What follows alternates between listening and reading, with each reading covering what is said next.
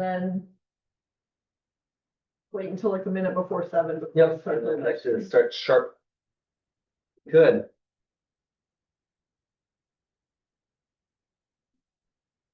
Hello. Hi. Shabnam. Hi, everyone. Hi, Fred. Are you serious? There's not a peep in this room. There's nobody here. Just got here. That's what we were just talking about, it's your little flying in here. Oh. The budget will do it every time. Fred, are you flying solo today? I am.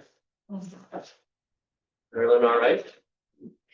Well, it is snowing now, you know. Oh, is it? Well, The hardcore is here, so, right?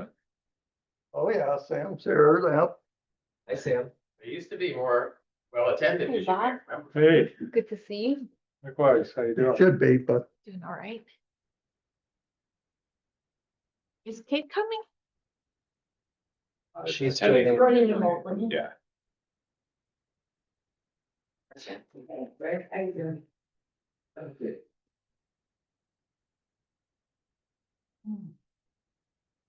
If I sit here, or you want me to sit there? I sit here? Okay. I don't know if you can see from there. Yeah, oh, yeah. We have lots of seats to choose. Yeah. I'm guessing John's Maybe not guys can coming. get cushy seats if you want. Oh, he's online. Okay. I was like, what's going on? Okay. yes. I got here late, so this is what I got. Thanks for that.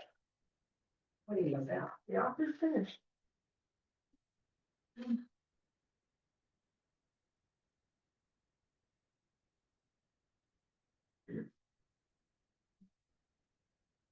I'm gonna start. Yep. Head towards live stream here. Let me know when you're ready with live stream, and you said you're already recording, correct? We'll admit everyone while we're doing that.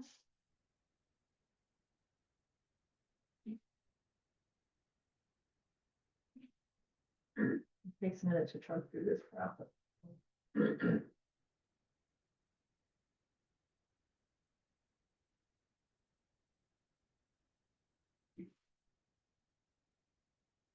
Are you recording yet? I am recording. We're just going live. Could you hold out just for a second, please?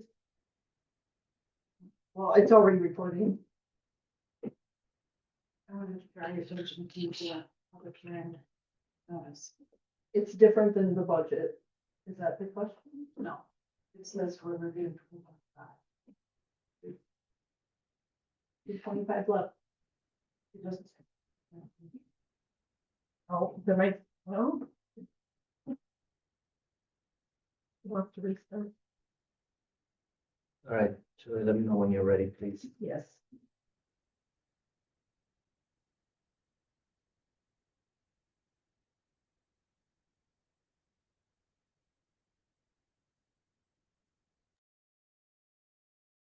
Where does it say that? It says 2026 on my screen. That's on the notices, on the meeting notices. Oh, Okay, we are live and on Facebook. Okay, well, then let's, you ready? Yes. Great, wonderful. Welcome, everybody. Welcome those that are in the audience, board members, and those joining us online. It is Tuesday, November 11th, 2025, and the time is 7:01 p.m. This is a meeting of our Village of Sherwood Hills Board of Trustee meetings. I am Dietmar. I'm President Pro Tem and sitting in and running the meeting today for John, who's joining us remotely from South America today. Julie, if you wouldn't mind calling the roll, that would be wonderful. Yes. President Ines, Present. Carol Barford. Here. Dietmar Basuna, Present? Fall, Present. Mark Lederer, Here, Shabnam Lutfi, here. and Kate Olsvik. Here. Great. Thank you, Julie. All right, the next topic on the agenda today is the approval of the agenda. Now, this is an opportunity for board. Okay, so the meeting was properly noticed. It's not on the agenda, but the meeting was properly noticed. All right, Julie, inserting into the agenda, at this point in time, I get to ask you, has this meeting been properly noticed? It has, thank you. Thank you very much. All right, let's go through approval of the agenda. This is an opportunity for board members to review the agenda, take off any items that are on there or rearrange things. But typically, we just approve it as is. So Mark, Yes, on motion to approve tonight's agenda. thank you. Bob, second. I guess we will need to vote. All those in favor, raise your hand. I think that is unanimous. The agenda is approved. Thank you. What's on the next? What's- Yeah, I think the statement of public notice is coming up next here. I apologize. To our agenda, but that's okay. Sorry. You're fine. Panic, girl. Yeah, don't panic, everybody here. We're okay. Procedures and orientations. I think we mainly have one matter on today's agenda, and that's really to go through the public hearing process of our 2026 budget. I think there are a number of folks joining us online. Thank you for joining us online, and there are a number of folks in the audience here as well. So that's it for procedures and orientation. At this point in time, I'd like to open it up for public comments. This is an opportunity for the community to speak to the board. I will limit the amount of time spent on public comments to 4 minutes. I will raise my hand when there are 30 seconds to go, and I'd like you to wrap them up in those 30 seconds. If there are other comments that want to be shared, I think this will become more relevant at next meetings. I invite you to send those comments to us by email. And I think Brian and I will figure out a way how to incorporate them into the next board packet so that they're also written comments that extend beyond the 4 minutes that you guys are given the floor. Sam, I don't know why I keep looking at you. I think you're just in my viewpoint. Maybe I should be looking over there as well, but so anyway. Animal magnetism. That's it right there. So I hope everybody online heard that as well. Again, you'll likely see me raise my hand. That means you've got 30 seconds to go, and please wrap it up. And then if there are other comments that you're going to share, please write them and we'll figure out a method to include them with the next board meeting. All right. So having said that, typically we start with the audience, and I think I'll do that again with the audience, the people attending here. Does anybody want to speak and make public comments as I scan the room? Sir, please state your name. Please join us on the floor, and then I'll start the clock as soon as you start speaking. How does that sound? Great. Fred Wade, 1121 Wellesley Road. When these budget presentations began, they had the comment period and question period after the presentation. And it seems anomalous to have the comment period, no response or interaction with board scheduled before people have heard the presentation may have a question about. I'm sorry, I don't want to take away from your time, Fred, but that's inaccurate because you have an opportunity to speak after Brian has gone through his presentation. It's on the agenda now. So just full disclosure. Yeah, but it just seemed anomalous to have comments after when people haven't really had a chance to hear what is going to be presented. Okay, got it. Thank you. Anybody else that would like to add and provide comment? Hi. Please state your I'm Gloria name. Beach. Come join us on the I floor can here. stand up too. Okay. Hi, I'm Gloria Beach, and I know somebody was going to speak to the budget. The questions I've been fielding are regarding the amount of money for the police. And I personally like having a police department in the village. There's been a lot of talk more recently about having that outsourced to the city of Madison. I would like to keep it in the village of Shorewood Hills, but I do question the growth. I remember there were some discussions maybe a couple of years ago about converting part-time police to full-time police.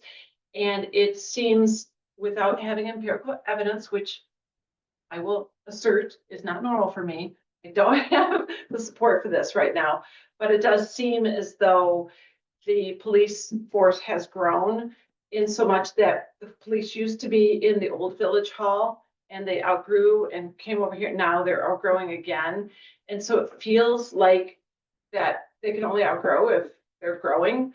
Another resident pointed out to me that there's a police activity from the village. So I would like an answer to this question, please, that there was police activity outside of the village. And I think that there's a reciprocity agreement between the local municipalities and the village. But the example that someone gave me, and I don't have the support to back this up, but there was a village police officer that stopped somebody apparently outside of Maple Bluff for an OWI. So my question is the village reimbursed for this outside of municipality activity? One, that's the first question. Second question, when a ticket or citation is written, do those funds come to the village or does that stay to the outside? So for example, if it were in Maple Bluff or if it were in Madison, would that ticket, citation, fines, fees, whatever, stay in that municipality or does it come to the village? I found it very odd, and again, this is anecdotal, that a village police officer would be all the way over at Maple Bluff arresting somebody for OWI. It is absolutely anecdotal. I don't have the support for this. It's just what somebody told me, and this person is not, I mean, this person is smart, and I just don't have the evidence for that. But it did make me question, are we being reimbursed or are the villagers 100% paying for that police activity outside of the municipality? And when a citation or fee is incurred by the person being cited, arrested, whatever, who benefits from those revenues? So this is really a revenue and an expense question. Thank you. Thank you, Gloria. I would like an answer, please.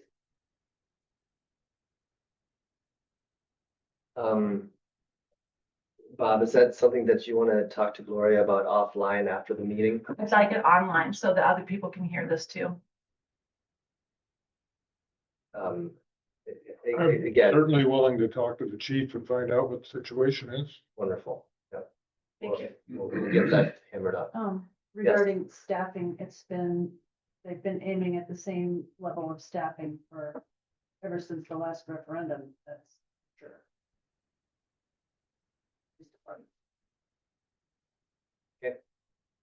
Thank you, Bob and Carol. You have your hand up before I recognize Jam on the floor. Is there something that you'd like to add? Sure. I think that there is a little bit of reciprocity between the police departments. So we do go into Madison and Madison comes into here. It does occur. There is, It's mutual aid. That's the term of art. like airlines have it. Delta will fly American Airlines, American will fly them under crises. All right, Bob, if you wouldn't mind hunting this down. But the Get revenues in stay touch. in the municipality. Okay. And they may have been over there for another reason. Just happened to catch something. All right, Either. all right. Thank you. Sam, Miss, please state your name. Welcome on stage here. Oh dear, back to sing. You don't have to, you could use your 4 minutes wherever you want, whatever you want. No, I'm not gonna sing. I have been watching for years as our staffing levels have increased substantially from what they used to be. And I'm also watching as a lot of the material that comes before the board seems to be about modernizing and making us look more like, not like a village. And so this is for tomorrow night, of course, on the setbacks. But I keep seeing that we're trying to put more housing in, as if we were trying to buy our way out of our debt problem and our budget problem. At some point, and I don't know that if it's this year, but we really do need to make an assessment of what we're doing with our staff and how many do we need and how many police do we need. And these are questions that every community in the country is now having to ask. So it's not like we're doing something weird here. The Madison is having to close down fire stations. And so it's not unheard of. Madison is working without all of their full complement of police. If they can work without their full complement of police, how is it that we can't work without a full complement of police? I am just looking, I just feel like we have blindly gone forward and continue to take part-time staff, turn them into full-time staff. And these are all budget questions that are going to continue to dog this village because we have to pay for their retirement, et cetera, et cetera. And it's a lot of money. I think at some point we need to look at how it is that we're spending money, and do we need to make any cuts any place and start thinking about services that might need to be either put on a pay for use or taken off the tax rolls. But something needs to be done so that we just don't keep taking our budget beyond what our means are. You're gonna hear it again. We're gonna have to come to, there's the talk of a referendum for next year. Why? Because we have a huge budget requirement. And what's driving that? It's not that I'm getting my community center over at the pool. It's because we need to pay staff. And we need to give them a living wage. And we need to give them health insurance. I have no quarrel with that. I'm just wondering, could we do more better with what we've got? And I would really like to see us do a hiring freeze. No more hiring until we actually know what we're going to be doing with our staff going forward. Thank you. Thank you, Sam. Oh, did I do it? You, of course, I didn't even have to raise my hand. Mission accomplished. That's great.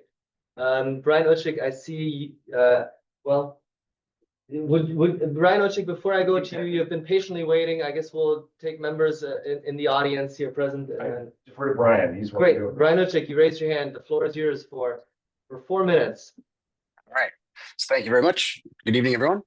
So I too wanted to address briefly the issue of the police. And anybody who looks at the budget, I think, or paid attention to the discussion about the need to expand the village hall and move into Logic, it's quite clear that the police consume more than we may have realized when you actually look at the budget and you look at the changes. So just a couple things.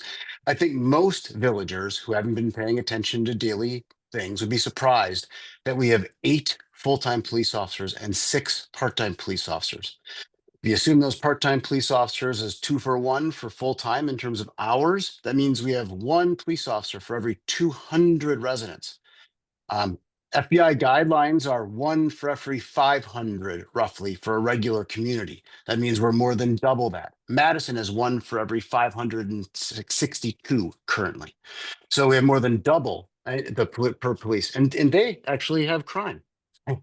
So going back to what Dietmar said about Logic, which I think was one of the wisest things that I've heard in a while in there, which is we only have a fixed amount of money and we kind of have to decide what we want to do and where we want to spend it as a group, right? And the police budget has gone from 23% of our operational budget in 23, right, to 35% of our budget now, with an 8% raise coming. And that doesn't, we also think about all the capital that we have sitting there in police cars and the rest of it and retirements. It's going to be an ever ballooning cost. So we just talked about its surrounding Logic. All of you are talking about how we can't meet our operational budget goals. Yet somehow we just managed to approve an 8% raise and a 3-year contract for a police force that is so oversized, in my opinion, based on every guideline I can possibly find, for our policing needs. My question is, how on earth, and this is, a legitimate question to all of you, and it may sound impertinent on me, but how did you guys come to the decision that we can afford to sign a contract for 3 years for a police force that we can't afford without a referendum passing to be able to make that expenditure at the end of that 3-year term? It seems like we spent more money than we know that we're going to have. What's the value we get returned for that? The village has, I've looked at the crime data. We have no trends of crime of any kind. They go up and down with an event, right? Every once in a while, maybe a couple, and then they disappear for a couple of years, and then maybe one comes back. I don't see that we actually see any reduced crime based on our policing levels. And I would like to know why no one has seemingly questioned this. And if you have questioned it, I mean, maybe it's just all as long before I paid attention, but considering the budget crisis that we have, it seems unclear.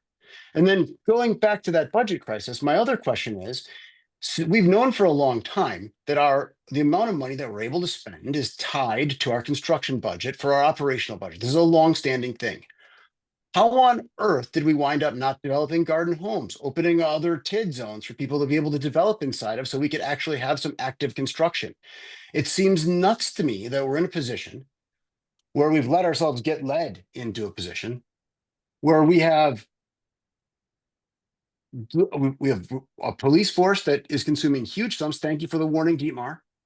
And in addition to having those police sums where it's so large, we have no plan to be able to dig ourselves out of this hole other than coming back and raising referendums again, seemingly to pay for more police, which was the issue it was last time.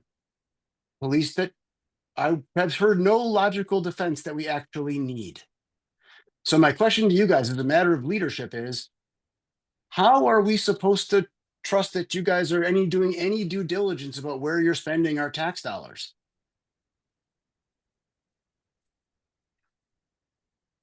Thank you, Brian. Yeah. Right, this is a fact-based thing, the percentage between 23 and now, that budget, it was 23% of the operating plus the debt service. We changed our accounting method. So that percentage is not an accurate apples to apples comparison. I disagree with that heartily, Julie. I actually pulled those numbers together and added them all back in to get to those two separate numbers. So we can talk about that later. I'm not sure if you're actually allowed to assert yourselves directly into that like that or not, but assuming you are, we will take Hold that on, separately, but guys, it's not guys. true. Okay, time out here. Let me control the meeting a little bit. Julie, thank you. Brian, thank you. If you would like to follow up with more comments, as I stated before, I think there needs to be a written format where that can be shared in a future meeting and for it to consider. But the time has been expended and there we are.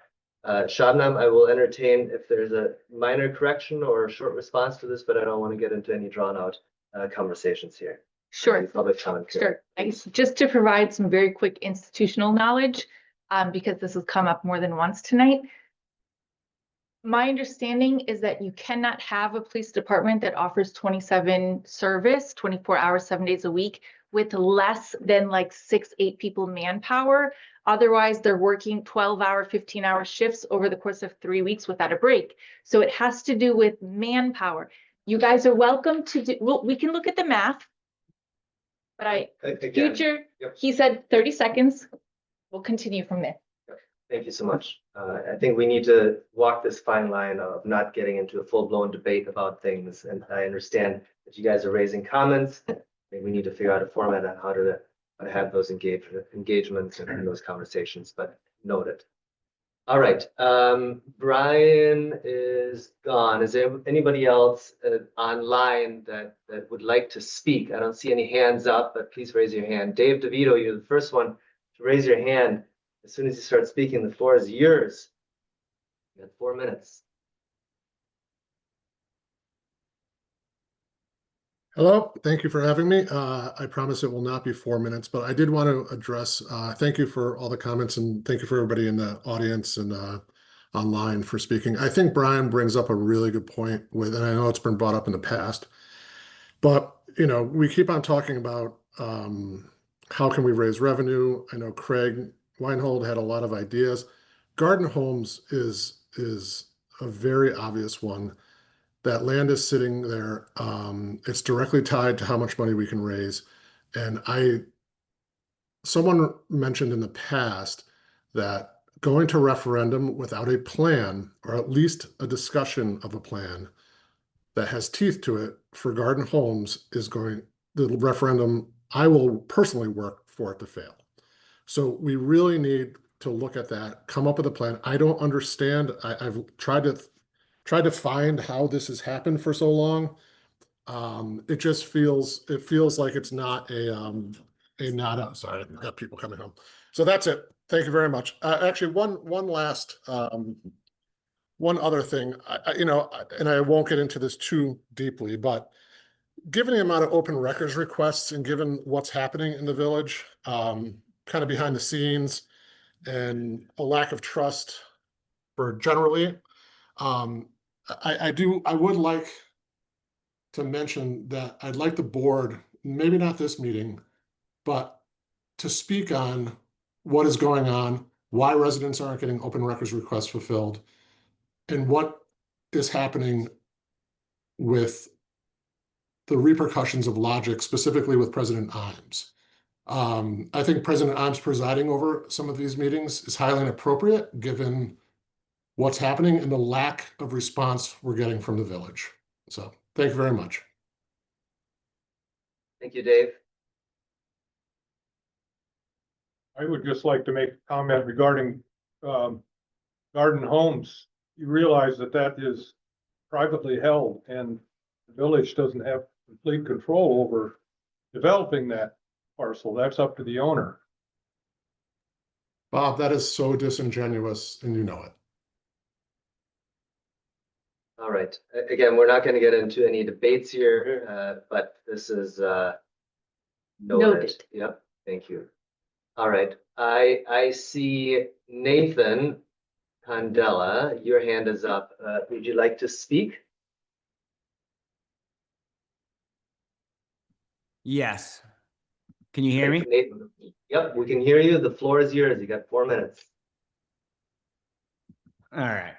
Well, I'm going to start by saying we don't need 24-hour surveillance or whatever. So that's just an aside to that. The rest is going to be a little bit of a speech, so bear with me. I'm hearing a lot of concerns of the budget, and yet as I look at this budget, I see 35% or approximately 1.3 million of it devoted to the police department. I think many things. One, that's absolutely absurd for a village of this size.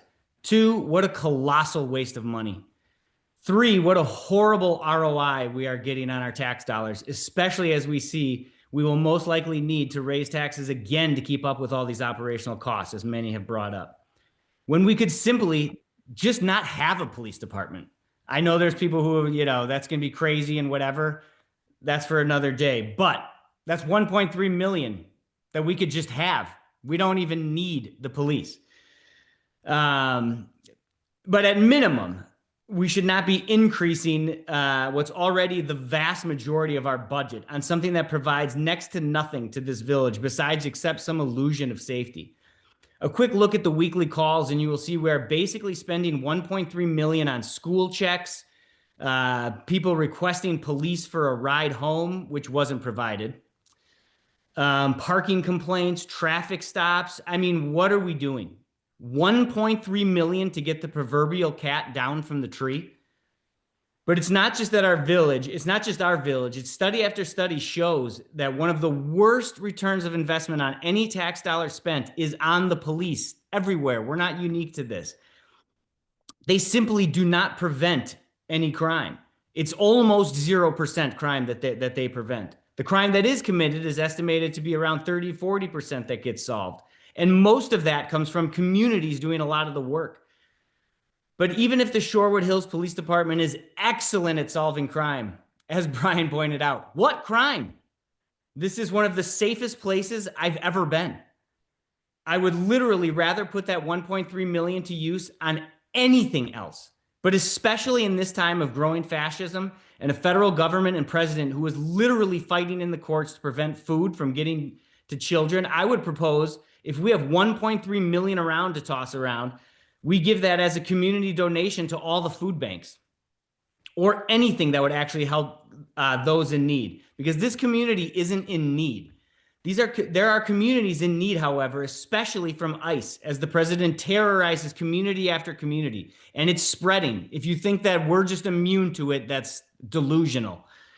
Will the Shorewood police stop ICE if ICE terrorizes our community, or will they stand with us? I don't know the answer to that. But all over the country, we are seeing that the police will side with the president and ICE, not to protect and serve the communities that they are supposed to. I thought this community was some liberal bastion. I mean, if you look at any election results of Shorewood Hills, it's 90% Democrat every time. Well, are we that and vote only? I, for one, would like to prove we are a community that cares. And I say no to any increases to the police budget. as it's not only fiscally irresponsible, it's morally as well. There are people in need, and we apparently have over $1 million to just throw away so that we feel safer. I personally won't vote for anyone ever again who votes to increase this police budget. That's all I have to say. Great. Thank you, Nate. Thank you. All right, is there anybody else online that would like to share their views and comments with the board?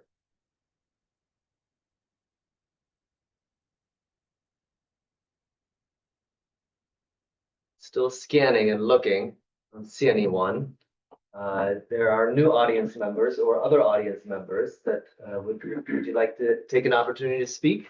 You're not an audience member, Shabnam. You want to be recognized on the floor? To say about the last question. Well, I just, It's up to you. Yep. All right, David up from Columbia Road. As a relatively new resident, having only been here for 5 years, I think this is a simple question, kind of a history question for the board. There's been a lot of questions recently about transparency, communication, emails going out to some people, not some others, and asymmetric information over recent developments. There's this Nixle system that I've heard about, and I think I've gotten a couple of Nixle notices recently. This meeting is not as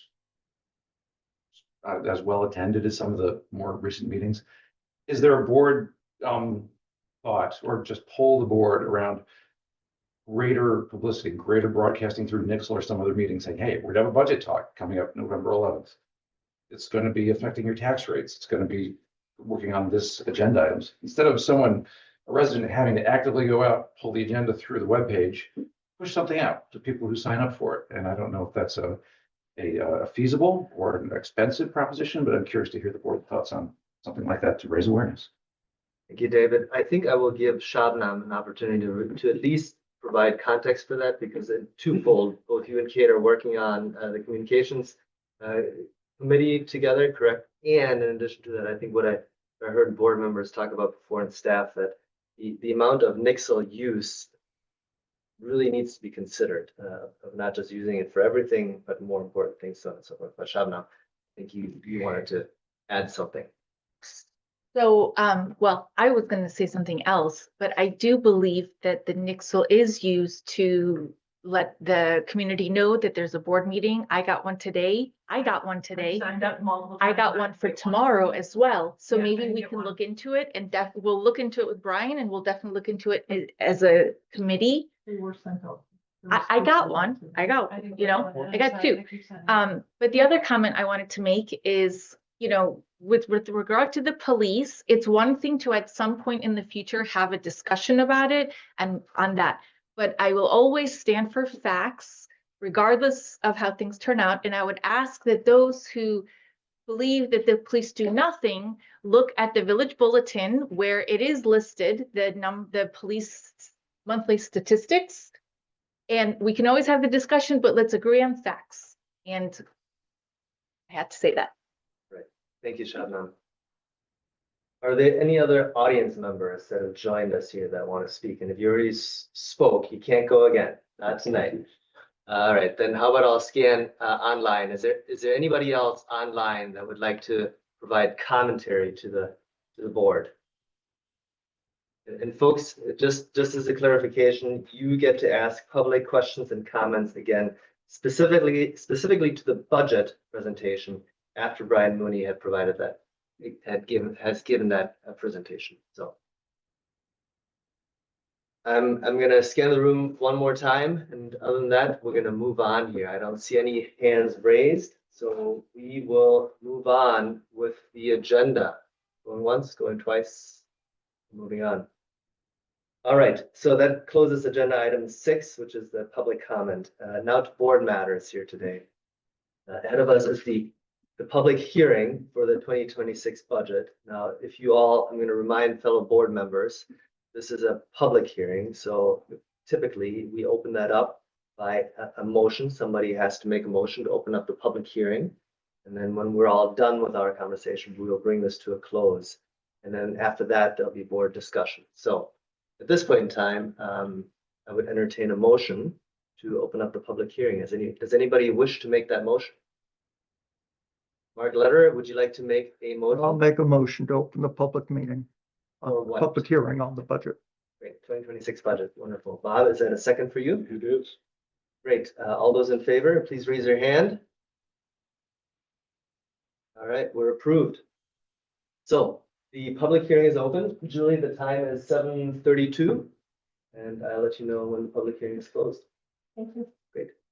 Brian Mooney, the floor is yours. Thank you, Dietmar. You're very welcome. Let's run us through this and Sure maybe thing. as a reminder, this presentation, I don't know how much it coincides with the information that's on here. Maybe it is certainly the same information, but it's formatted differently. So if at any point in time we need to reference in either public comment or board conversation, any of the agenda items that have been brought up, I can start sharing my screen as well. Okay, perfect. And for everyone's reference, the 2026 budget presentation has now been added to the village website as well, beneath the budget book for 2026. So quick overview of some of the highlights for our 2026 budget. To start off, we always have the first slide just kind of referencing some of the topics and some of the keywords that we will use throughout the presentation this evening. So if there's any questions, you can refer back to this page to get those answers. We're going to start off the 2026 budget review with a year-end summary pertaining to 2025. So we're actually in a really good spot. 2025's general fund revenues are going to end this year anticipated to be around 42,000 over what we had budgeted. Some of this budgeted use was actually from interest on investments. We didn't need to utilize, luckily, the money that we had set aside in our fund balance for use last year. We had roughly about $37,000 set aside for that we are not going to need to use, which is great news. Our general fund expenditures for 2025 are coming in at 62,000 under budget. So we're ending this year, again, these are all estimates, but an estimated end of year surplus of $104,000. So finishing this year on a good note overall. Now, where does that money go that we end the year with in surplus? That money has traditionally been used and assigned to the village fund balance. With the village fund balance as of December 31st of 2024, for our audit, we ended the year with $1.4 million, which was around 31.9% of our estimated balance compared to our general fund and overall levy debt service. Our estimated fund balance as of the end of this year will increase. We'll be up to about 1.5 million. So we are trekking up on our overall percentage relative to the budget. Again, we will be talking a little bit more about this and how it, our fund balance use and concerns related to fund balance use are going to influence future year budgets. But right now, the 2026 budget does include the use of some of this fund balance. And I've got in annotated here, 43,000 will be put towards the small cap fund and small capital fund, and another 82,000 set aside for contingency use as needed.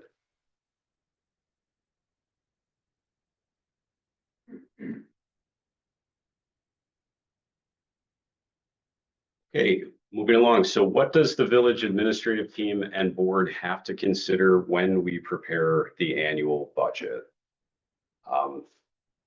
Wisconsin statutes require local governments to produce a budget annually.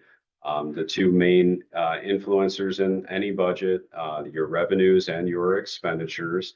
The village revenues primarily come from property taxes, state aid, shared revenues, our interest income, and various fees and charges. Again, property taxes, we know when that money is primarily received. Other income sources do come in intermittently throughout the year. And expenditures, obviously, we know that we're going to have a number of our main costs tied up with village staff, wages and benefits. But one thing to note that has put a lot of pressure on local governments over the last few years has been the inflationary increases being unprecedented, and some of the challenges facing local governments, especially in Wisconsin, are tied to levy limits not allowing our increases in budgetary abilities to keep pace with those figures. So moving along here to the next slide, I just put a little analysis in here, and thank you to Trustee Barford for assisting in putting this diagram together for illustrative purposes this evening. So as you can see, this is the breakdown that we're using for our 2023 village share of residents' annual property taxes. The village is one of 4 components that make up the overall property tax payment that residents pay. The other 3 entities receiving payments are the Madison College, the school district, and then Dane County. Within the village portion of the payments that village residents pay, and in 2023, that was 27% roughly of your property tax payment. That is split between a village operating budget, which again shows that it goes to the salaries, benefits of staff, supplies and fuel, fire protection, other various daily operational needs, and then also to the portion of the payments that are dedicated to the village's debt service. Primarily through our CIP and capital budget with projects related to facilities, street enhancements and improvements, vehicle replacements within the village public works and police department, and other various needs that are on scheduled maintenance cycles. So your 2026 budget, as proposed, your general fund will be consisting of 67% of the local property tax payment. The remaining 33% will be dedicated to debt service payments. And then the split showing how the 2025 village tax levy breaks out by department or by fund where that money is being spent. We've included a graph here to show that the median valued home in Shorewood Hills in 2026, this gives you a little indication and analysis to show how your property tax payments for the village is going to be split among these various needs. Okay, on the next slide, we have our village tax levy and tax summary for the 2026 budget. Some of the highlights from within here, we have a tax rate increase proposed of 19 cents per $1,000 of assessed value on a property. The calculation of how that impacts the a property assessed at different rates is listed beneath the chart showing the different rates for 2026. Overall, this 19-cent increase accounts for a 3.1 or 3.6% overall tax rate increase in 2026. And our municipal tax rate will be increasing to $5.42 with this new budget. So some of the highlights from within the tax element of the budget. Again, I just noted that the 19-cent tax rate increase with the budget brings our tax rate up to $5.42. Noted the median home value within the village at $828,000. The village property tax for the median home value year over year for this median property will increase or result in an increase of around $156. The main or one of the main influencers to the overall tax rate percentage increase, which is higher than last year, and we do our best to try to keep our budgets in as close check as we can annually. The UW Credit Union did and will come off the tax rolls this year as it's transitioned over to a UW Extension property. It is a tax exempt property, which is making the remaining taxes for that parcel and the assessment be reassessed out to the other taxable parcels within the village. The Wisconsin Department of Revenue Consumer Price Index for all urban consumers came back in the end of August at 2.7%. And I will speak to that a little bit more and how I've used that figure in some of our utility budgets in a few slides. The overall assessment ratio, not surprisingly in the village, we've had lots of increased property values. We are out of compliance for the third year in a row, and we will likely be budgeting for a full village revaluation for the 2027 budget. So one of the factors that goes into, and it was noted by a few members of the public this evening in our public comment session, is the impact that net new construction has on the local governments and municipalities' ability to increase their operating levy. This chart we found through, I believe, UW presentation, but it does show the impact on Dane County municipalities for the period 2011 to 2022.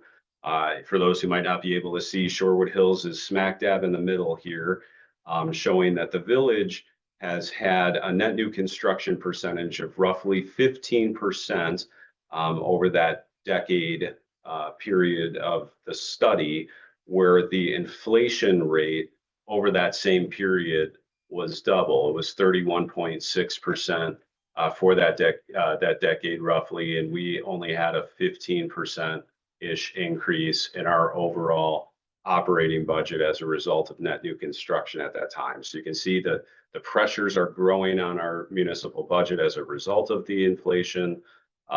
It's not obviously unique to Shorewood Hills, as this graph shows, but it is something that all municipalities in Wisconsin by and large are dealing with and having discussions about fairly regularly. So highlights of the 2026 budget as they continue and future considerations for the village board.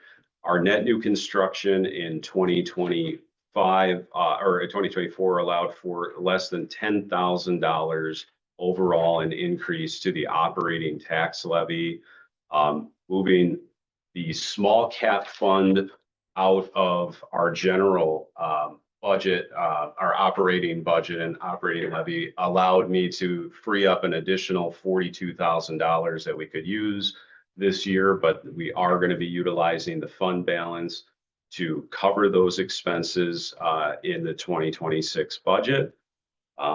The 2026 year budget was treated as a wage scale adjustment, and that kind of falls in unison with the overall police union renegotiation occurring during this same period. So no step increases are going to occur for most staff, but our overall wages as a municipalities are still lower than the majority of other Dane County communities.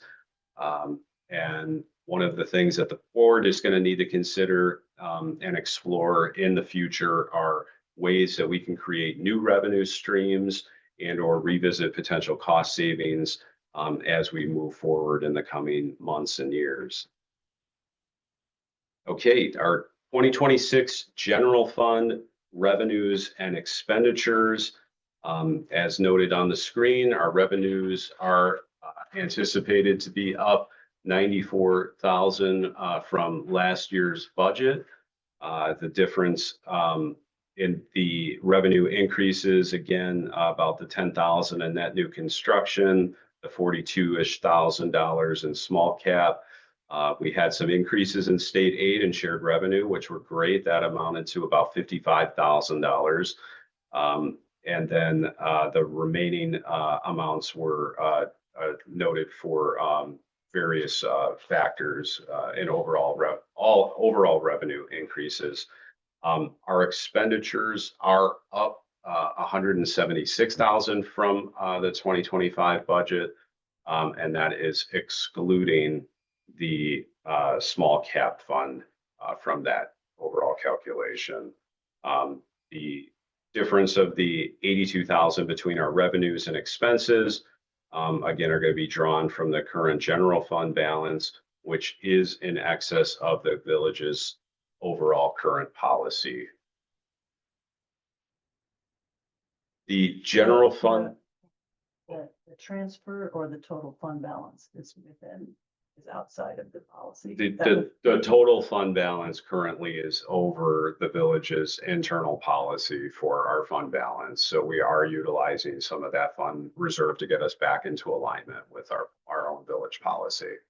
And Brian, as a point of clarification, can you let everybody know what the metric is that you're using, meaning over fund balance as expressed in percentage thereof? Sure, and I'm going to speak to that on one of the next Then slides never here, mind. so, I yep, apologize. no problem. Okay, the next charts on the screen kind of show you the general fund budget breakout with the 2026 budget, showing revenues by category and expenses by department. So you can see where the budget allocates the majority of the revenues by department, and where our revenues are primarily consisting of and coming in from a consideration standpoint of thinking of different future revenue sources. 2026 general fund highlights. Overall increased expenses, even though we did have various percentage increases in the police department staff and general staff here in the village, the total changes and total percentages only amounted to a 2.9% increase over last year's budget for the impact on the general fund. Our health insurance premiums annually, and it's not unique to the village by any means, but health insurance premiums continue to increase. We did just renegotiate and get a longer term refuse and recycling contract signed, but there are some built-in cost increases related to that that are going to be realized in our next year's budget. And we did have some increases in the continued fire and EMS service contract. Areas that some cost savings occurred. The village staff administrative team was able to secure a new phone system, which had an overall cost plan reduction compared to the prior plan. And we, as a team in our hiring, have been able to bring on new staff at different salaries adjusted compared to their predecessors that they were replacing. So we have realized some returns in some of those adjustments on the wage scale. Increased revenues. It was great to see that the state aid did come through with a higher figure for us. We had a roughly 8% increase in our state aids for the 2026 budget. And right now we have pool membership and program increases still being reviewed and looked at within the pool committee, although at this time there's been no agreement on the final figures.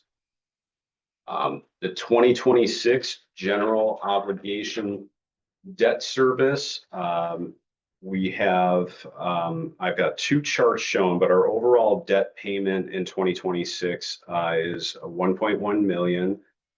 We've got the principal and interest breakouts for you shown on screen, as well as the general obligation debt levy tax rate of $1.81.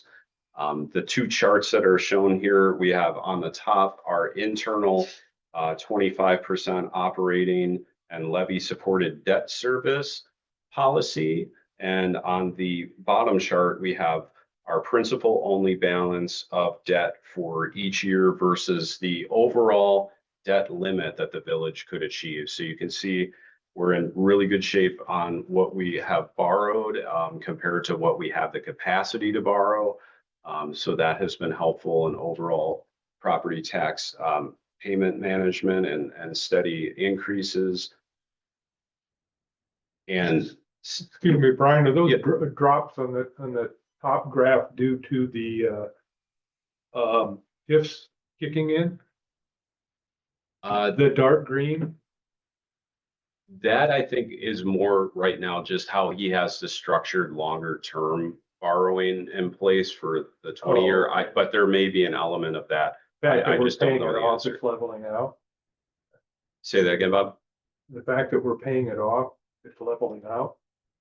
I think it's the longer term debt, like the 20-year borrowing versus 10 and 15 for when that's coming off Okay. off the books.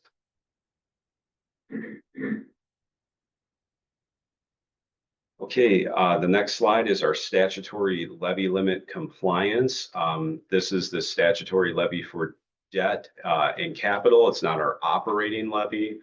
Some of the highlight you'll see listed here. Again, we, as a village, remain well within our state statutory limits for debt. And the state statutory limits are 5% of the equalized value of taxable property in the municipality. As of December 31st of 2024, the village general obligation debt was roughly 12.7 million, which was 35 million below the allowable limit. And the next chart, kind of continuing on the debt discussion here, top chart is going to show our total principal, our total debt owed by the general fund to show what's currently outstanding. And then the lower chart is total debt owed by other funds. So that would be your TIFs, your TID districts, the pool, sewer, storm, and water utilities. Overall, let me just see my note here. Yeah, total principal balance outstanding in the village at this time for levy purposes is 11 millions or $11.7 million. Okay, the TIF district or our TID districts in the village. Right now, the village has 3 TIDs that are currently open. They are TID 3, 4, and 5. I have included the TID anticipated closure dates on the screen for you and the residents to see this evening. The important takeaway right now is that all TIDs are healthy and continuing to perform as expected. We just had our joint review board meeting last week and everything went well on that front. So in the next few years, I think the TIDs are going to become a very prevalent piece of the discussion in the village overall finances and what we can anticipate when they close. Our 2026 capital fund highlights, I just put a couple of items on the screen that you just kind of highlight what we have coming up. We have money designated next year for a facilities project, which is going to be determined by the board in the coming board meetings, hopefully. We have some money set aside for small road improvement projects. We did add, and I did add a larger contingency balance this year to take into account some potential changes and just anticipate any future changes in like employee health benefit changes and needs so that we have ample room to maneuver if that occurs. And then the pool is addressing some small items and some other discussions that they're having on overall facility improvements as they look forward with an eye to their future plans for the pool facility.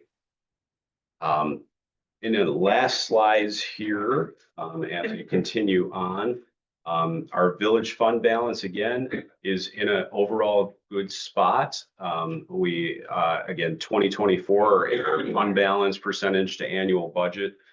We were at roughly 32%. 2025 with the increased revenues that we're anticipating finishing this year with, we will be up closer to 34%. And again, I'm utilizing some of this money in the 2026 budget to get back within our village fund balance policy goal to be within a sum of 15 to 25% of the general fund annual budget plus debt service.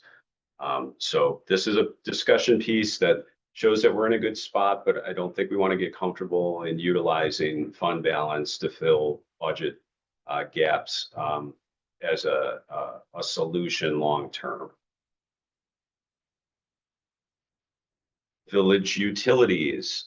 So the village, as I noted on one of the prior slides, has 3 utilities that we are responsible for. Our water utility, we are in the process of having a full water rate case review done by the Public Service Commission.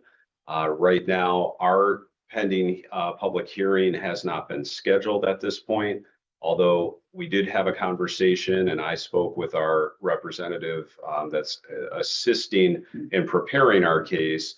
And they said with Madison and our purchase arrangement agreement with the city, that the city of Madison has been approved or is anticipated to be approved for roughly a 14.8% increase in water rates. So we can anticipate at the very minimum that will be our baseline increase, and we should anticipate a higher increase than that to keep up with the fact that we purchased from Madison. Overall expenditures in the 2026 budget are up 5%. That is in part because of the purchase water fee from the city. And our goals moving forward within the water utility, we do have future road improvement projects on the horizon. A main project that we're looking to accomplish in 2029. So right now, building our fund balance or our reserves within the water utility to address that anticipated borrowing need is the focal point. The sewer and stormwater utility are next, and this ties back in for the increase that I'm planning for each. Going back to the slide that mentioned the consumer price index for urban consumers, that was listed at 2.7% at the end of August. So I'm going to try to keep, to the best of my abilities, our increases tied to that within these 2 utilities.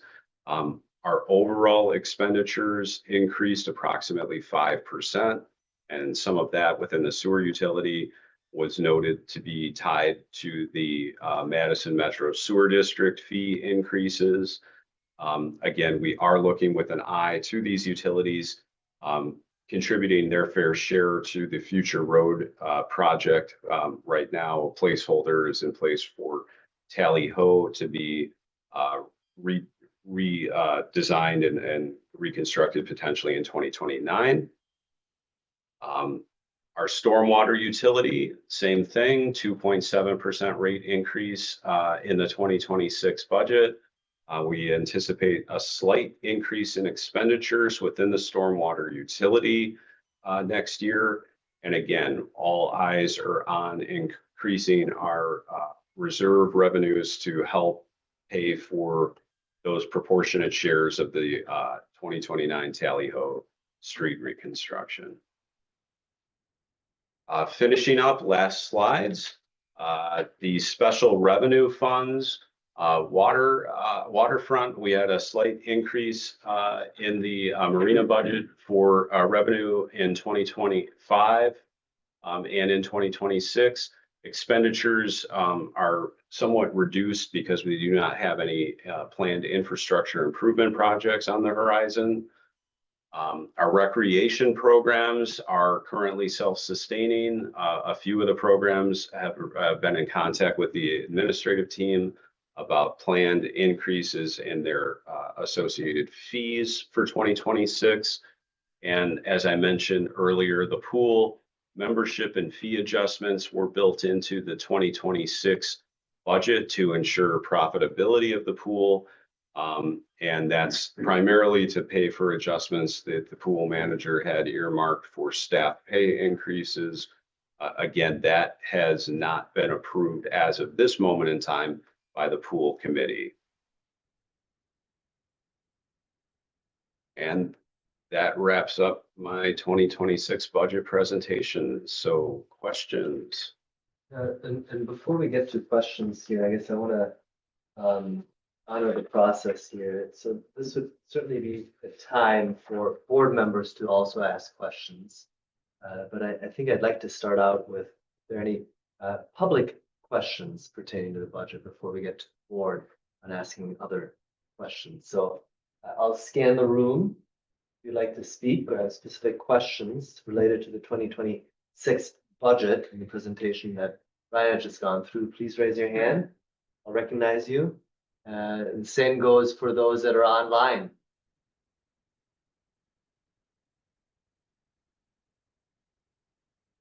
I'm scanning the room. Nobody here would like to ask questions. Is there anyone available or anybody? I'm sorry, Gloria, please, why don't you? I just wanted to give somebody else a chance to ask the question so that I could save my 3 minutes for something else. So, hi again. Hi, I'm Gloria. My question is regarding the revaluation of homes.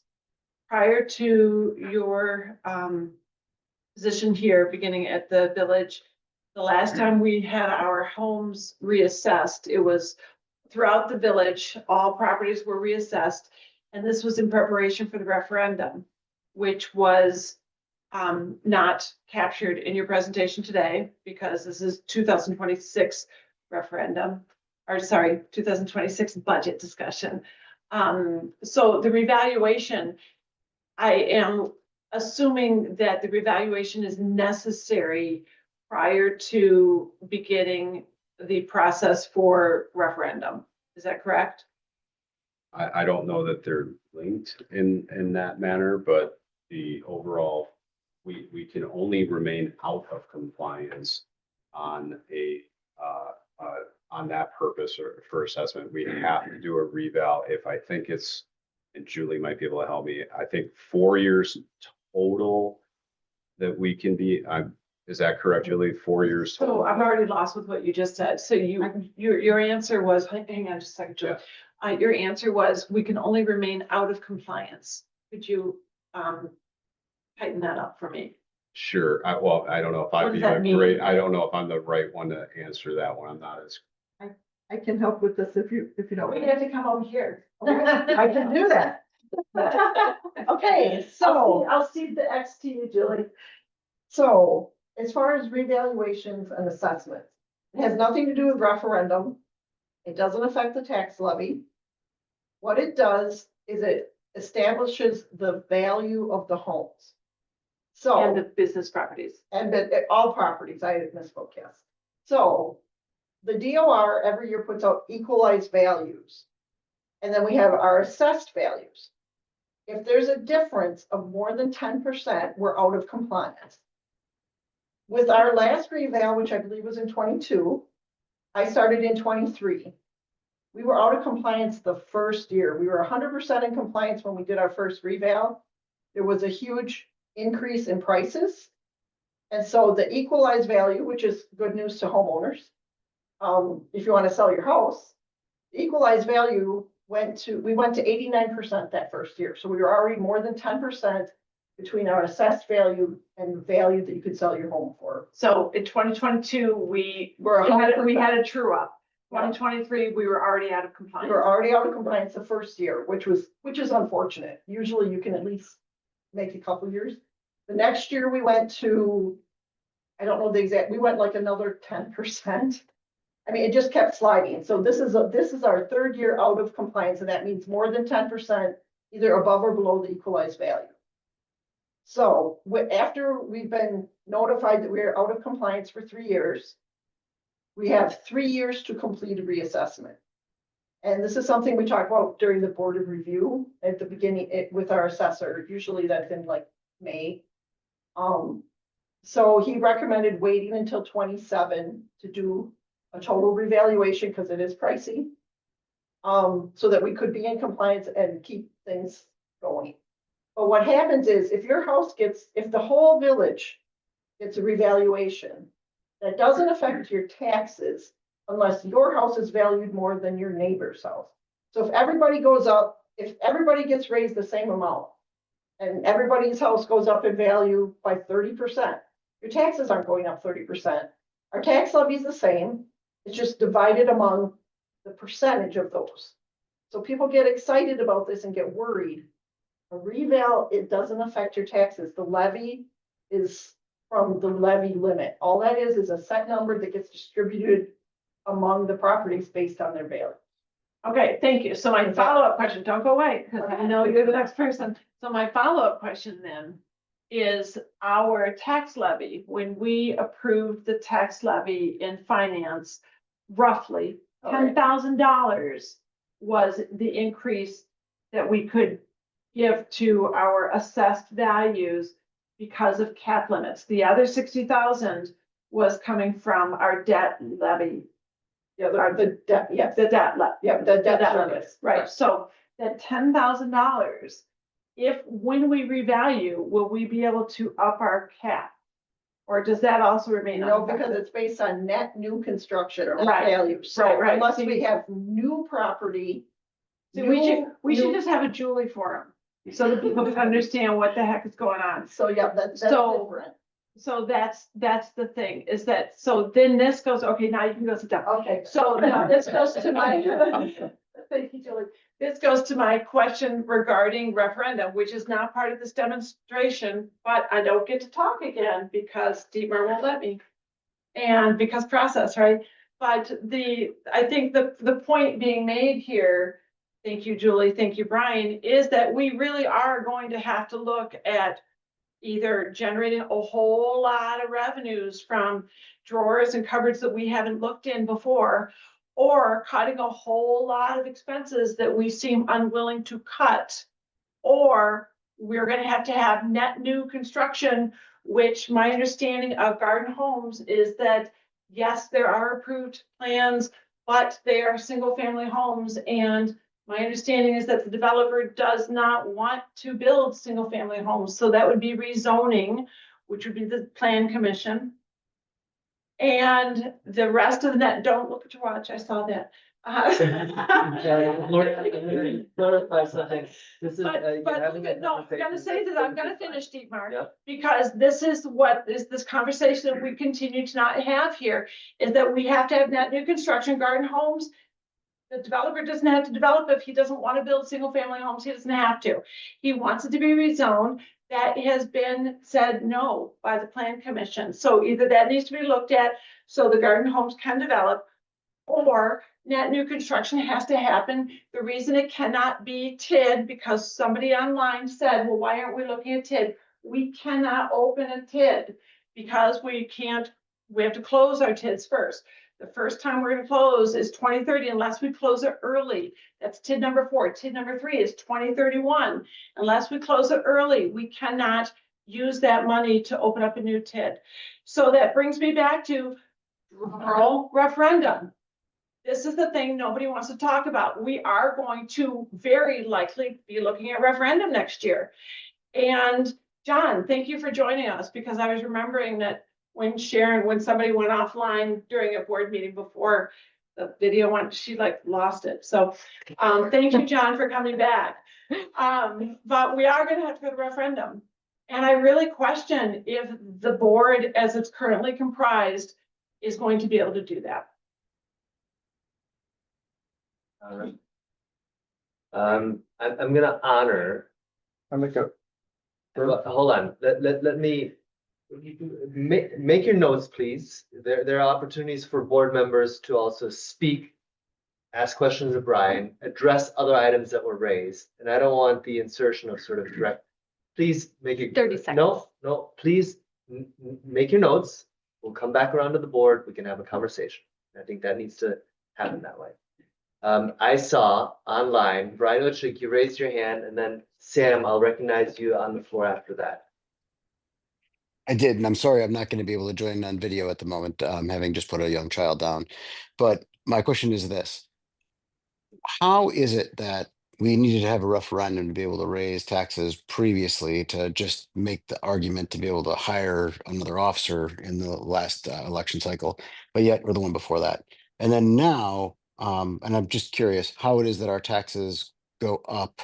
Was it 1.9, 3.6% with the drop of the UW credit union? That affects all the rest of our tax rates. If I'm following that correctly, right? How is it and what is the limit on that? That's just something that's allowed to happen without, I mean, what's the limit on that that can just be what feels like arbitrarily done versus sent to referendum to be able to be determined for us to be able to decide to raise our rates so that we can expand? Ryan, I'm not sure that I understand your question. And Ryan, I mean, I think what he's saying is how could the village have intervened or stopped the UW credit union acquisition, or is that? Ryan, do you want to reformulate your question? I had a hard time following what it is that you're specifically asking. So with the loss of the credit union falling off of rolls, that was something that was easily forecasted. Like we all knew that was coming. Yet all the rest of us as residents, if I'm following, are about to have our taxes raised because taxes have fallen on that other side to keep tax income level for the village. Why is that allowed to happen? That those of us are now allowed to, as homeowners, as residents, right, be charged more taxes because the village didn't manage its income correctly? That's what it feels like to me. Yep, Julie, Brian, thank you for that question, and you can ask another one, but let's get this one answered at least or addressed. Julie? Okay, so what happens is the UW Credit Union was a taxable property. Okay, so the UW Credit Union was a taxable property. Thank you, Julie, for making yourself visible to the audience. It was purchased by the UW, which is a non-taxable entity. The village has no say in this. It's a sale of property. What happens is when that goes off the roll, if you look, there was a page in Brian's presentation, it's in the book. It shows that if you look, our equalized value, there was a page that showed how the tax rate changed. If you look at it, the equalized value for the village went down. We can't control that. So that property is no longer taxable. So now we have, so if you look up here, the line that's kind of by itself under the numbers can just show, it's hard for me to read. So in 24, it was 663. Yep, that's the total assessed value TID out is what I read. And then what is the number in 25? 649. That difference was a value, not 100%, but the majority of that is the value of that UW Credit Union property. So what happens is, if you look, our levy only increased by $55,000. However, that total levy is now being distributed among a smaller number. Yep. So the levy didn't increase by that much of a percentage, but it has to be dispersed among the existing taxpayers. So every time a property is purchased by a non-taxable entity, levy stays the same, that falls off, your equalized value goes, your assessed value, sorry, those are not interchangeable. Your assessed value goes down, and you still have that levy to be supported by the remaining. So when the village earns less money, the village isn't required to spend less money. Instead, that levy just gets divided amongst the rest of us. No, it's not earning any different money. Well, I mean, it's taking in less money in tax roll, No. right? the Well, I levy- mean, it would be because that fell off, right? I mean, that's the No. response. If you look at the tax levy itself, the levy is the tax money coming in. That number isn't going down. It's who's paying that levy. The levy is paid by the taxable properties in the village based on their assessed value. So that property is no longer taxable, so they don't have to chip in on this levy amount, but the rest of the taxpayers still have to pay the same levy.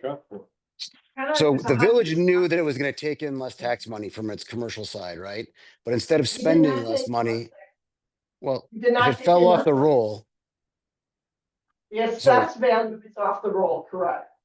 okay, so That's we the- knew that that was coming, right? And No. now, well, how could we not know No, that was we did not coming? know that was coming Until How- the property sold. We have no say in private sales of property. The village can't control that.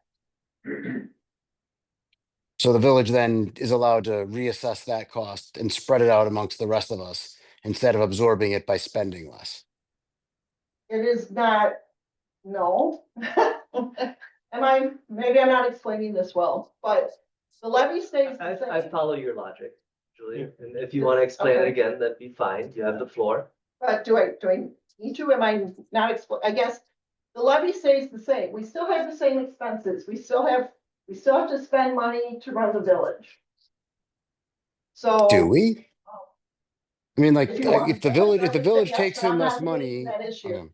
I'm just talking about assessment and levy. That's all I can help you with. If Yep. you want to go on to that. There's a different component, Brian, that I'm inferring from your questioning that has more of a political view, which Julie can't answer, right? She can only address the items that pertain to the composition of the tax levy, revenue sources, expenditures, et So cetera. the village is allowed to raise all of our taxes when the taxes change elsewhere to keep the levy even. That was really my question. Although, you know, if the levy is even, the amount of money that the village pays in, needs to take in total.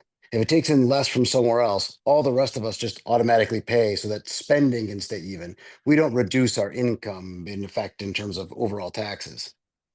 Is that, am I You're right, wrong? because there's an annual budget that comes along. Yeah. So can I, sorry. Okay. I don't wanna- Brian, do you have any other questions for staff? Nope. Actually, I was curious how that worked, and I think I now follow. It's so we can just basically if something else sells in the village. That's our taxes can go up as residents at any time based on some building being sold to a nonprofit, for example, and coming off the tax rolls, and then we just all pay more taxes as a village every time that happens as villagers. If I'm following. Yep, and also the inverse can happen. Right? If a greater tax base is created, in effect, it's a reduction because all of a sudden the tax base gets larger and it's a reduction to the So individuals. what is so the original question was, what's the limit that we can see that rise or fall to us as homeowners in the village? Because if our taxes are going to go up 3.6%, that doesn't seem like a menial sum. Like we went to referendum for less was my original comment. Yet now, because the levy stays even and that came off the roll, all of our taxes are going to go up significantly without the need for referendum, which confused me as a taxpayer because I'm concerned about money going out individually, right? So what that limit is, how much the village can, how much that can raise to keep our village spending level. Just it surprised me that it could go up that much without that ever requiring any kind of vote. Thank you, Brian. Shannon, do you want to add anything to clarify a component that Brian or Julie weren't able to answer to that line of questioning? I was just gonna add, there was a slide where if you had a house for that's worth $2 million, your taxes went up $190. Is this it? Yeah. So your taxes went up $300, $378 for the year. And that is unrelated to UW Credit Union. It's including the UW. It's including UW Credit Union. Thank you for that clarification, Shannon. Brian, are there any other questions before we pass the mic to someone else? No, I've consumed more time than I expected. Thank you. All right, wonderful, thank you. I see a few other hands up.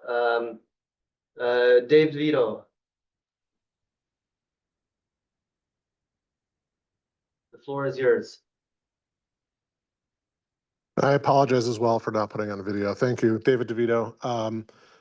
In this presentation, I don't know if this is the appropriate time for things like, not to harp on the subject, but even beyond Garden Homes, just ways to raise tax revenue without going to referendum. I have not heard anything. Again, I don't know if this is the appropriate venue or meeting, but does the board plan to explore other ways outside of the referendum, both to potentially not go to referendum and find a way either through reduced spending in a combination of extra revenue from other places, or even just to have a referendum and find other, maybe have a lower rate in the referendum. Bottom line is, are there ideas? When are they coming? When will the public see them for more creative venues, whether it be user fees, whether it be, a lot of these programs are run in the village are run with zero capital budgeting. I've witnessed it multiple times in various activities, whether it be the marina, whether it be land rec, whether it be Four Corners. All of a sudden, something happens and there's no money left in the account. So, are there ideas coming? When should we expect them? Thank you. Got it. And I think, Dave, to answer that question, I'll leave it to board members, as they're taking notes, when it's everyone's turn to speak, maybe this is certainly a political question that's important for board members to consider, and maybe some of them want to answer to that and address some of that question when the time comes for board deliberation. Because it certainly ties together here, what's in front of us. All right, thank you, David. Sam, the floor is yours, and then Fred, I'll recognize you after that. How does that sound? Again, the questions on the 2026 budget? Yes, unfortunately, I am not gonna be able to remember everything, and I'm trying to take it off this little thing. Sure. Okay, first, very general question. I think at the last meeting, somebody questioned about whether or not we were paying attention to the fire and EMS charges that were going up rather rapidly. And I see that they are going up rather rapidly here. And did we go back and look at the contract that's supposed to manage that increase? So you don't even have to answer my question. I'm just putting it out there as, I just want to make sure that that didn't get lost. The TID 3 and the TID 3 and 4 and 5. I don't know what TID 5 is. Not that I really care tonight since it's 2041, who the hell cares? But for TID 3 and 4, the building that we just didn't buy is in one of those TIDs. And so it hasn't had it's been not functioning. So how can where is that loss that happened in that TID? Because it's empty. We're not getting the tax base. They still pay taxes. They still pay taxes, but are they paying the same amount of tax if it was actually a functioning real building? Okay. It's based on the value of the building, assessed value. Okay, fine. Okay, and this goes back to what Julie explained with equalized value across the board. Yeah, no, I'm not. Sorry to interrupt you. We're not going back to equalized value. Okay, Great. Sam, please go on. The other thing is, when I was looking for why it was that my taxes were so high, 27.5. And when I talked to the assessor, he had no real way to tell me why my house, who hasn't been improved for 30 years, was so high and why it had gone up so fast. But while I was doing that, I actually went and started looking at all the other appraisals. And the ones that I found most alarming were the grocery stores. And so I want to make sure that there is somebody who is paying attention to what's going on with grocery stores, that their tax is so low compared to their value. I understand that there's this trade-off that you have to have. Well, we want this grocery store, not that we need another grocery store, but in any event, it does pay taxes. And so we want to keep the grocery store. So I just like to know that we are being watchdogs on that, and that's not just something that was an economic opportunity for us to get whoever they are now. I can't remember who they are in. I had other questions, but I can't remember them. But the last one, no, see, I'm even gonna forget that one too. Well, let's do this, Sam. Swift cheese brain. Why don't we address the 3 items that I've got written down? I think a combination of Brian, perhaps Julie, perhaps other board members. And then if you think about your other 2 questions, let's have you come forward for those. So Brian, the first one that I've got written down is fire EMS contract. And I guess that's really my understanding is, and correct me if I'm wrong, there's a formula that calculates, that is a formula that is in place that calculates the amount of money that we owe the city of Madison to provide fire and EMS services. And that gets calculated every year, and there's several inputs into that formula. I think you'd have to ask Bob Hurley how he created that formula in cooperation with the then board and administration at that time. But yes, I think that might be the long and short of that answer. And we just went through that process, correct? That City of Madison published our fees for 2026. Julie? Yeah, Nodding? there's a calculation. It's a fairly involved chart. But we do a version of it and the Madison Fire Department does a version of it. It involves us and, gosh, this is my first year with the calculations because David Sykes used to do this. It's us and Burke and there's another township that's in this agreement. It's based on a combination of equalized values and population. And so we both ran our calcs and we came out the same. So we are checking it every year and it's very specific and the numbers are pulled off of Department of Revenue reports. So it's all very much above board and very, very precise in where those numbers come from. So we did check on that and we actually triple checked it this year because I was trained by David before he left how to do that. Oh, thank you. Thank you, Julie. Next one, TID 3 logic. I think we answered that question in process here, right? That it is still a property that it has an assessment to it. It is not a non-for-profit and thereby it doesn't pay zero taxes or payment in lieu of taxes. It is a general tax payment that's being made and it's based on the value of the property. Okay, but then I kept hearing that our TIDs were not performing appropriately. We were not getting the payback that we were expecting because COVID had left buildings vacant. So Yeah, that's where my disconnect is coming. I'm taking one piece of information and trying to apply it and it doesn't work, so. that's fair. And Julie might be able to address some portion of that. My limited understanding, Sam, is that as part of the 2022 reassessment, and I'm looking over at Mark and Carol, who are nodding their heads, the valuation of commercial property was, I guess the simplest way of describing it is, was less compared to residential properties based on what the market was able to offer for those properties as they're looking at assessment thereof, right? People were working from home more, etc. So what then happened with that reassessment of TID 3 specifically, it was projected to underperform, so not meet its financial obligations. However, that got right-sized a little bit in years to come, where that one snapshot in time was not a fluke, but it was the outfall of COVID. And those properties, the property values are basically coming online again and getting pulled back up again. That might be a way of explanation. Maybe if someone has a No, better way of explaining. That's that, very but good. That's how I have it. Or- Yeah, it's basically, it's not that the value went down, it's that the value of the commercial property went up, but not nearly as much as the value of the residential portion of the village.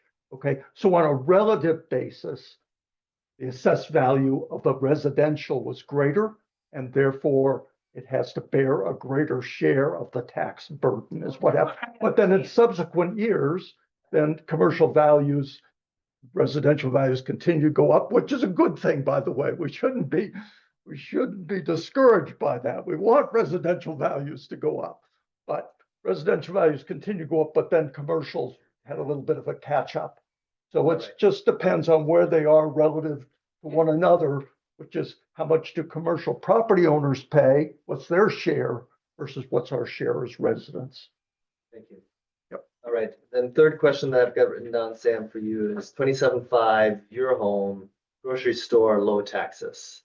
I don't know how to answer that question. I think that's That's, I think that what I'm asking for is I would like somebody to do a good look at what we are doing with our grocery stores, because they are way under assessed according to what I can tell. And I actually was doing this with a person who does this professionally, and she said, why are these so under taxed? Under assessed. They're, no, Because they're- the assessment Yeah. informs. I don't have financial Yeah, language. that's okay. We're all in the same boat to some. No, we're not. Julie, do you want to speak to that at all? Just basically going back to the equalized value and assessment thereof and the reassessment and being in compliance and out of compliance? There's a lot there. Great. There's too much Okay, there. so when we're Let's talking about let's unpackage stores, it there's a just thing small. that's happened. Gosh, it's probably going on over 10 years now. I don't know the year. It's called the dark store. If you look up dark store, Yeah. this was Yeah, an yeah, yeah. issue. So there's this whole thing about how to assess, a lot of it is with Walgreens and grocery stores. Most places it's because Walgreens is in every community, so it's like, and they're the ones who have the money to sue to get their Yes. assessed value lowered. So there is a certain formula that they use specifically for these stores for their assessed value, and it is consistent throughout the entire state. Our assessor talks about it during open book often, so I don't have their knowledge, I'm not an assessor. It's with the dark store policy, and it's like, we don't have a lot to say about it because the law says that they can be assessed at a lower value based on what would happen if their store wasn't running. I understand that from a business perspective. Right. I don't understand why, as a village who is dependent upon and who provides all the services to them, that we can't get a good value out of them being on our tax base. And so I I know agree that with you're you. telling me that I it's agree with you, complicated. but Yes, but then, it's the law. There was a then- lawsuit, though, that I sent to Dave Benfrato. yes, Because there was a municipality that challenged Dark Store and they won. Awesome. so I think that my question is, can we look into this, actively look into this? And see if this isn't a place where we could actually start to help fill some holes. That is something that we can talk to our assessor about, and I can. Good luck on him, he didn't even. Kept telling me, because your house looks big, I said, because it looks big? He says, oh yeah, you've got a big house, no, I said, it's one room wide. Sam, did you come up with your other questions or do you No, yield the floor to Fred? Yielding it to Fred, I'm gonna go back and look through this thing again, see if I can't find where it I was. will recognize, yeah. I would like to say point of order, because you have allowed people to engage with other residents who had a question, and I was, in Shabnam, at least Shabnam, I thought maybe more than one person wanted to say something. Yep. And they were shushed as a point of order. Thank you so much. I don't know that you get to give me a point of order, but I I do, appreciate you do. your comments. I just Thank did. you very much. Gloria, we'll call on you again. Thank you. Fred, the floor is yours. Thank you. I just add a footnote to the last question about the dark stores. Yep. I do seem to recall, I don't remember the details, but recall that there was a municipality that won one of those cases. And I don't know what, if any impact that could have on our assessment. But if we haven't checked into that, maybe we should. Someone, hey, Brian, I'm sorry, Fred, I apologize. Brian Uchik, Got 'em. yep, thank you. Go ahead, Fred. Okay, thank you. I had 3 questions or comments. One is there's a reference to a small capital funds, a small capital fund. And in fact, we apparently advanced 43,000 from the fund balance to that fund. I was not aware that we had a small capital fund. And I think I know what it's for, but I think an explanation for people would be of value. And also, does it have implications for how we finance small capital items in the future going forward? Is that your only question? No, I have three. Let's run through them and then. But if we could get some response on that. Small capital fund question mark. Next one. Okay, the next one is talking about the utility funds. Yep. The sewer fund and the water fund.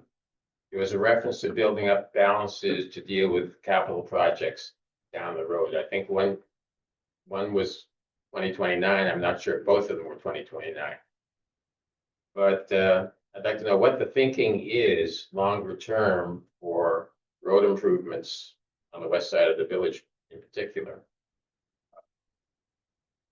And what kind of share would have to be financed out of the levy once and when we get, if and when we get to that point. And third, the revenue side, Madison has a wheel tax. The county has a wheel tax, I believe. And I'm not sure if we would want to think about doing that ourselves, but I ran into another resident the other day. And he had just renewed his registration and felt he was charged with a wheel tax because we have a Madison address. And we all have Madison addresses here. And I raised a question a couple of years ago, and I was assured we were not being assessed wheel tax, even though we have a Madison address. But he was persuaded that he had been charged, and he was appealing, going through some appealing process to try and get the payment he thought he made rescinded and returned to him. So I'm not sure if there is an issue there or not. But if Madison's been collecting some of that wheel tax from Sherwood residents, they may have some funds that we could tap. All right, well, let's address your questions in order here. Does anybody want to take the small capital fund? Brian, you want to answer that? Yeah, I can speak to that. So the small cap is a fund that is tied to the capital improvement plan. The small capital fund, I believe that threshold is projects that don't exceed $10,000 in cost and or have a life expectancy of less than, I think, 5 years in duration. So mostly small improvements, IT improvements, things like that. So the funding from that this year, we had traditionally used a levy to fund the small cap. This is the first year we decided to do this and take this out so we could maximize our operating levy abilities to be used in other capacities for the budget. It will be a discussion point moving forward when we go into next year's budget cycle as to how we want to approach handling the small cap fund. So this is kind of a trial basis right now to see how this will work. All right. Next one was utility fund balance. Utility funds in general, building up balance for that. And I believe, Julie, you have spoken to that a couple of times at previous finance meetings. Do you want to address Fred's question? Well, I can. I think Brian can also speak to this as well. So our utility funds are, a cash balance is different than their fund balance. And right now, some of our utilities have a negative cash balance. We need to increase rates, which is why we were doing the rate case. And as we build up those funds, we have to have, especially if you decide to take future borrowings, because obviously we don't pay cash for a utility project, it's amortized over the use of the project. If we decide to do a revenue-based bond instead of a general obligation bond, they require reserves. So, and also we need a cushion so that we can start at least beginning these projects. So that's kind of where they're at financially. As far as upcoming projects, I'm gonna let Brian speak to that because he deals more with the projects themselves. But right now, our cash flow is improving in the utilities, but it's not where it needs to be to fund any capital project. I think the example we had in the presentation was Tally Ho and the rebuilding of Tally Ho, which is like scheduled now for 2029. And the reason for that is it's about what, a $3 million project. It's not a small project because we're not resurfacing now, we're reconstructing. And with respect to the utilities, we have them pay for their pipes, for their infrastructure. So they need either a balance, a cash balance to do it, or the village will have to borrow on their behalf and then allocate that debt back to them, but they're going to have to service that debt. So they're expected to cover those costs. So if we don't want to just wait till 29 and borrow a bunch of money and shove it in the utilities and force them to pay that debt and interest and principal, then what we need to do is to start reserving cash now and building that balance up. So instead of having to borrow $1 million, maybe we can borrow $500,000 to do the pipes and the reconstruction on Tally Ho. Well, I guess my main thought was to try and get some insight on what the underlying projects might be and how they were scheduled. Yeah, the other thing is these projects take a long time to plan out, which is so part of the timing about 2029 and not 2028 or 2027 is a planning process. And the other part of it is just for the village to build up its cash balances in order to pay for that project. So there's those two things are going on. Are there any other thoughts then in terms of the other west side roads that haven't been redone in many years? Yeah, I think one thing we're looking for there is the TIDs, because in my numbers indicate in 2031, when TID 3 is hopefully closed, pays off all its obligations, is that the projection currently in the 2024 annual report indicates it'd be over $600,000 in tax revenue, property tax revenue to the village annually from TID 3 alone. So there's going to be a big influx of cash because right now, when the TIDs are taxed, okay, a small portion based on what's known as the base value of the TID comes into the general fund. And in 2024, that amount was about $100,000. But all the rest of the assessed value and tax that's being earned in that TID is going either to the other jurisdictions or it's being reinvested in the development of TID 3 and the paying off of the debt. So until that TID closes, that tax revenue is bottled up in the TID to pay those obligations, but come 2030, 2031. So that would be a major source of revenue. Obviously, any redevelopment of University Avenue was a potential additional source of money to pay West Side roads, but it's a big obligation. It's like, I think Brian Berquist, the Town and Country, they did a projection on it and they estimated about $42 million to reconstruct village roads. So if we just embarked on a reconstruction today, we'd be plowing through that $42 million kind of number. So it's obviously not something we can do overnight. The TIDs will certainly help. We probably need other sources of revenue too, because it's a big number. So I gather Tally Ho has been determined to do Tally Ho first. Yeah, they've had a lot of water breaks. And after it comes to a point where they get tired of digging up the road there and having to repair that. Plus, it's also the road base is crumbling. So, yeah, they've done the assessment and they've determined, I think that's the priority. That could change, but right now it's the priority. Would you like to add any?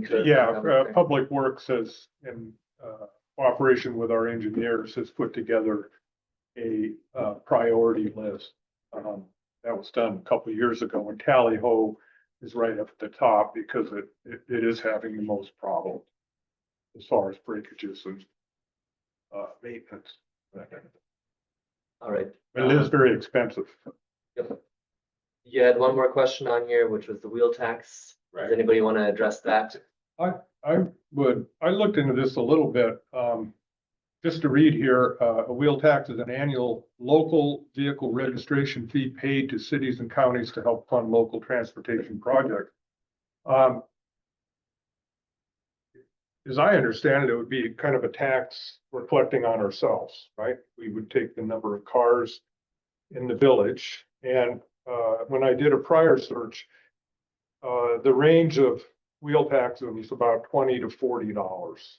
It's pretty typical. So if you take $40, and you take the number of households we have here, I think it's 628.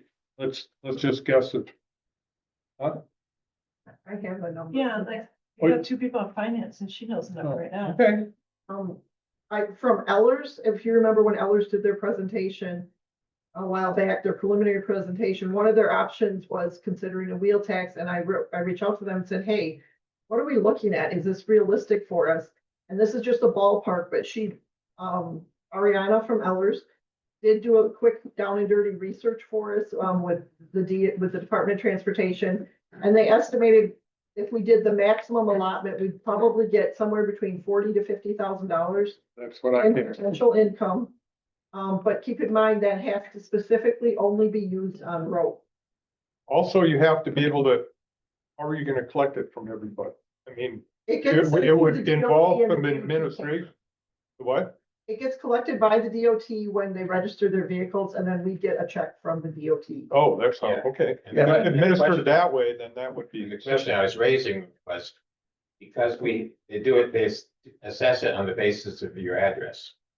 But when you register, because I've done it recently, re-registered my cars, and it goes through and it actually charges you, it sees your address and says, oh, you're Madison, and charges you. But then there's another box that says, oh, if you're in a different village, you're claiming an exemption. They say, yeah, we're Village of Shorewood Hills. So the software, that when you register, it does provide an exemption if you identify yourself as Village of Shorewood Hills, but you have to tick the right box or it does automatically I charge never you. saw the box. I just renewed my registration. Yeah, so there's You a, would check that. The point you're making, Fred, I think is clear. If people aren't checking the box, then they are inappropriately paying the city of Madison. Exactly. And then the city of Madison owes the village resident the money back, not the Village of Shorewood Hills. We cannot collect that because we did not. Because we don't Well, tax on that's true. that. That's So the village resident is owed that money. Correct. But you're correct that the city of Madison is incorrectly taking Or that maybe, money. I don't know. But it It really is depends on incorrect. They shouldn't have to if do you that. registered correctly. That's user error. All right. Thank you, Fred. Lori, I want to recognize what you had mentioned. Thank you. And indeed, Shabnam and Mark, if you felt shushed earlier as I was trying to figure out process and how we're going to run the Q&A session, I apologize. That wasn't my intention. I thought we were just going to focus on staff, but I see there many other resources are on the table. So anyway, I wanted to say that. Thank you. Apologize. All right, are there any other questions from the audience on Ryan's budget presentation or general budget questions? Or the answers to that, I mean, there were two board Yep, members yep. that were ready to speak, Yep. so can I hear what they had to say? please? Absolutely, Julie, I'm sorry, Gloria, yes, absolutely. So do you guys want to answer Gloria's question now from earlier? I'd be happy to try to do that now. So the referendum is not in this budget, right? Right. Okay, but it will be taken up, I believe, at our regular board meeting. Because Ellers, who is the financial consultant, right, that's developing the financial management plan for us. So we have our budget, which is the subject tonight. We have our capital investment plan, which is our 5-year plan. And now we are building the financial management plan, which essentially combines the budget and the capital investment plan. But instead of being limited to a single year, as the budget is, it looks out 5 to 10 years.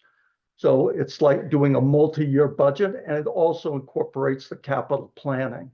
So in that presentation that they made in July, I believe Julie referred to it earlier, they made a presentation to the board, Ellers did in July, and they started to address on a very preliminary basis when the need for a referendum might arise and what the alternatives were. They are coming back to the board, It will be right? at, November. Next Tuesday night with an updated presentation in which they will present the plan, the 5 to 10 year plan going forward, and it will highlight the issue of the gap between revenue and expenses over time. So it'll both try to figure out when the deficits start to occur and also what the magnitude of those deficits are over time and the alternatives available to the village to try to address that. So that conversation is an important one. It's not tonight, but it's soon, like next week. And I hope you'll all be here to hear it. Thank you, Mark. Shannon, did you want to answer Gloria's questions? And again, I apologize for trying to figure out this format of It's okay. No question worries. Q and response, QA.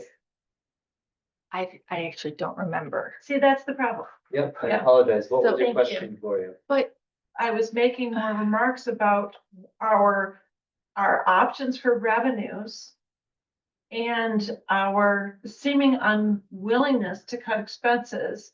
We've got revenue from property taxes. We've got revenue from net new construction, which is garden homes, or people bring that up, and that's going back to zoning. We've got revenues from TID, except we can't open a new TID until we close a TID. The earliest we've got one scheduled to close is 2030. You remembered? No, okay. you didn't. I have a lot of thoughts to respond to it, but I was gonna wait And that's the until point, later. the wheel tax is like $40,000-$50,000 a year, and to the point, Bob, that I think you were making is that it's still taxing our residents, and that's not really out of a different basket way to make revenues come up. And as Julie points out, that can only be applied towards road work. So with the reevaluations that we're having come up, and thank you, Julie, for that great explanation. I'm serious, we should have a Julie show. With, I know, right? And so, I mean, with the revaluation schedule for this year, it feels like 2022 for me, because we had that reevaluation before we went to referendum. And I think that what we're really not talking about, and Mark, you're saying next week we will, is this referendum, is we're Right, it's unrelated to the revaluation of property, but they will make a presentation. I mean. Can I actually, I'm going to say something real quick about this, because I did write it down. It's related to what Gloria said. And my question is, why are we failing the assessment each year? Why don't we just increase each home's value by 30%?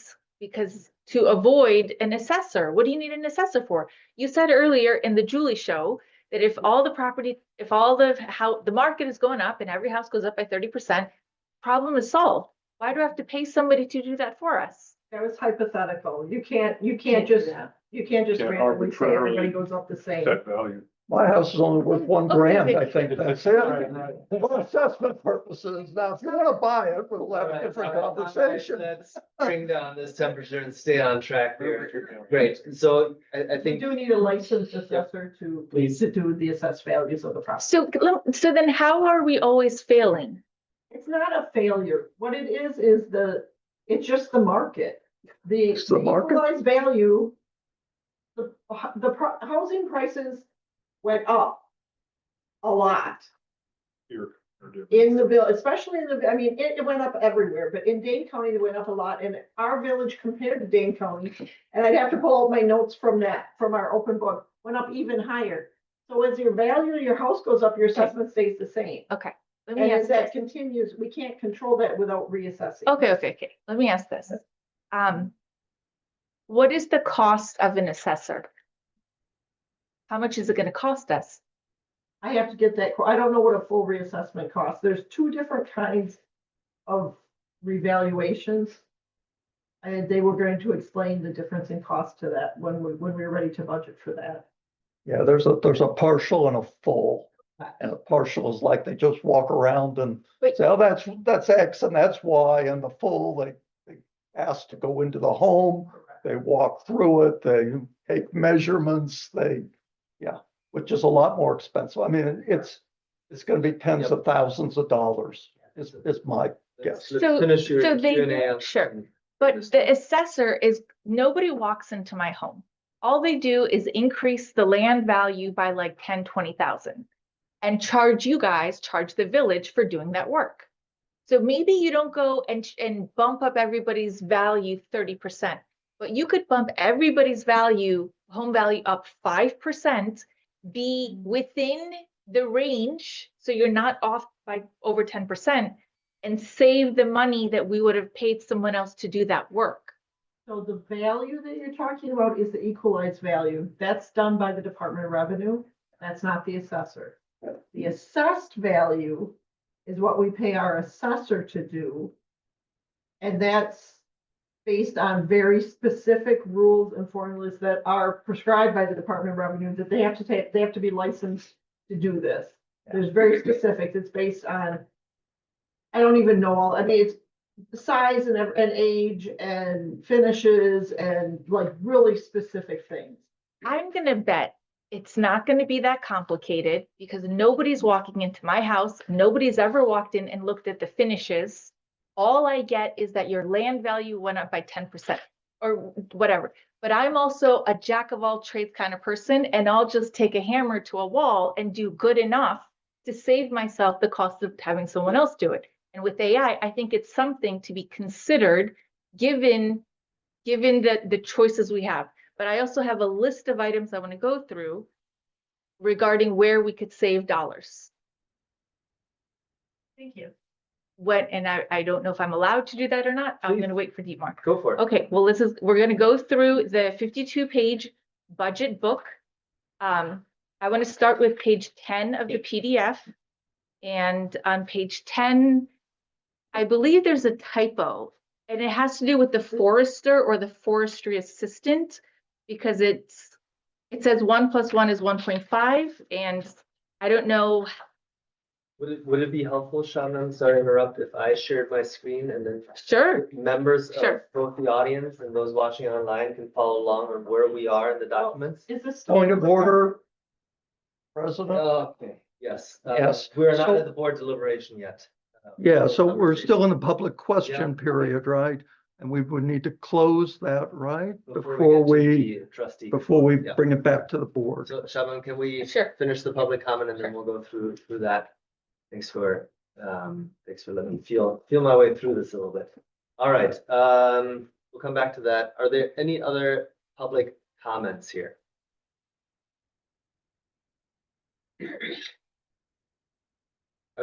I'll ask one last time, are there any other public comments? And I guess I'm gonna look to anyone available online or those that are online that want to ask questions. If you do, please raise your hand. Otherwise, we'll close the public meeting here in short order. All right, I am seeing none. Now would be the time to close this public meeting. Now, in order to close the public meeting, we need to make a motion. I move that we close the public meeting. Great, is there a second for that? Carol. All right, let's vote on that. So motion to move the public meeting. All those in favor, please raise your hand. Motion passes. The public meeting is closed. It's 9 p.m., Julie. All right, now we get to this side of the fence on conversations, deliberations, questions for Brian and Julie. So Shabnam, you had the floor sure, and okay. the floor is yours. I'm on page 10 of the PDF, and I just think it's a typo for under forestry 2025. It says, And One- Add up budget to book? that 1.5, is that what you're looking Yeah. at? well, either it adds up to 1.5 and it should be 0.5 somewhere else, or it's supposed to add up to two. I don't know. The only, I would suggest that it's because some, position went unfilled for quite a bit of the year. I We mean, had that horticulture. yeah, and building forestry assistant this year for half seasonal or summer. so Okay. it was budgeted to have two, but in the end, we only really got 1.5 of an FTE actually on the ground out there doing the work. So we would just change forestry assistant to 0.5. I think Shabnam's right. I think it's a type. Really? Because we're talking FTEs, not actual budget numbers. Okay. So I'm sharing the screen, and I'm only mentioning this to, again, folks that are here in the room or those that are online. And Shabnam, let me catch up here real quick. So you're on this page, correct? Correct. Forestry. Forestry, and we've got the forester Assistant. and the forestry assistant. All right, so that's the conversation piece here. So Julie's saying it's a typo, that the 1.5 should be 2. I think you're right, Trevor. I think it should be a 2, but did you change that to 1.5 for any specific reason? It could be a mistake. It could have been a carryover because in the past, the forestry assistant was a part-time. So I'm wondering if it was copied from a previous chart. But So- I think you're correct. I mean, you can make it 2, or if the forestry assistant is part-time, then make the line. But it depends how you budget it, because this is just the head count. But the head count needs to reflect the dollars.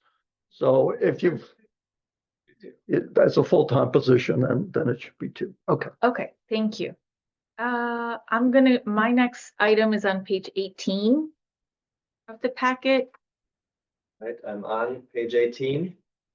Can you give me the page number? I got Page, It is page 2. Thank you. so I'm just assuming, so under building permits in 2023 actuals, it's 62,000, whereas all the other numbers are significantly lower. I'm assuming that that's just a difference in accounting, or is that a typo? Nope. Do you want to speak to that, Brian, or are you going? That was when they switched, the village switched from having the inspector services take over the building fees. So that changed, I think it was 2024, for the first year. So it was a change in process for the way that the village handled the billing related to that. So we used to We take have that money service in and then we revenue. paid wages because we had them on staff. Right. So that covered the cost of administering the building permits. Now we don't have staff. GEC does the permits and they just send us our share. Okay.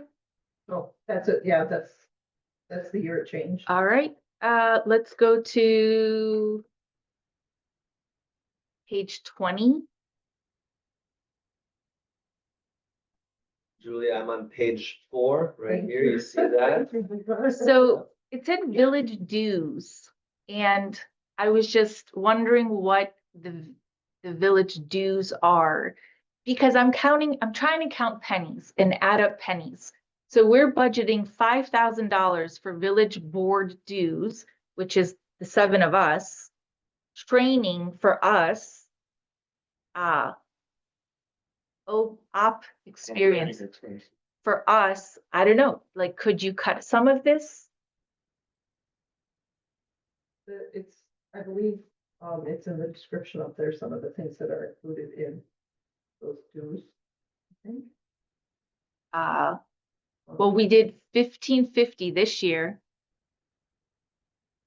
It's not clear enough what that $5,000 is for. I think part of the dues would be to the League of Wisconsin Municipalities. And we added the Renew the Blue. Okay, There's like the Clean Water Alliance, there's all those kind of things are the ones that come in there. all right. I can We're- give you specifics. if you No, want me I'm to. just wondering if there's a way to like cut it a little bit. It's the various groups that we join. Okay, we're gonna skip that one. We're gonna do the next one. Thank you for the clarification. Let's go to page 21. So on page 21, it talks about the administrator's salaries. And I understand that the administrator's salary comes partly out of the main fund, but because the administrator does stuff with the pool and does stuff with utilities, pulls a salary from elsewhere. But when I go lower to the other pages, I don't see anywhere where it's administrator salaries for the pool. It's like administration, which means that it includes the amount of Julie's salary and Chrissy's salary that comes from the pool. So I think that it's not, if this chart is supposed to have a purpose, if this document is supposed to give information, it doesn't make sense to separate out the administrator salaries from the administration salaries and then combine them somewhere else in the pool later. That if you're gonna separate them out here, I would like to see them separated out, the rest, like, be consistent, and it should be separated out with the pool and everywhere else it is. Does that make sense?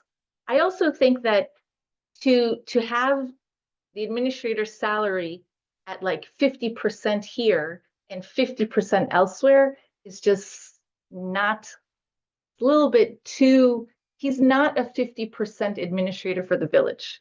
It should be like 80%. You can't take 50% of the salaries out of the pool money, because I don't think you guys are working on the pool for 50% of your time. Is that just like, I don't know, I'm, So when we calculate, wages, we calculate a percentage going to different funds for all administrative staff and also for, public works staff. It's not just 50-50. It goes, some of it goes to the TIF, some of it goes to the pool, some of it goes to the utilities. And depending on the position, those percentages change. We do have specific, we call it S&B, it's salary and benefit worksheets that have the breakouts. And so we do review those every year. It's not 50-50, it's calculated out among multiple categories. But the advantage to doing that is it's a way to not have everything funded by the taxpayer. I get it. I get So it. then it gets funded by the utility users instead of just the taxpayers. So- or the pool users.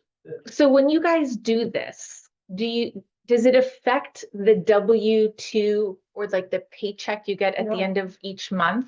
This is just the accounting end of it. This isn't the pay. Does that make sense? This is the GL account, the general ledger accounting, and you do have to break out those costs among multiple funds. Okay, so there's one bank account and there's one check that comes out of that bank account. But how we put it in our Excel spreadsheets like this, we're saying the money's coming elsewhere, but it's all coming from the same account. We're just spreading it. Right, And it's called this- a pooled cash Okay. accounting program. Yeah. But my point though is, if we're gonna separate it out here, I would like to see it separated out elsewhere.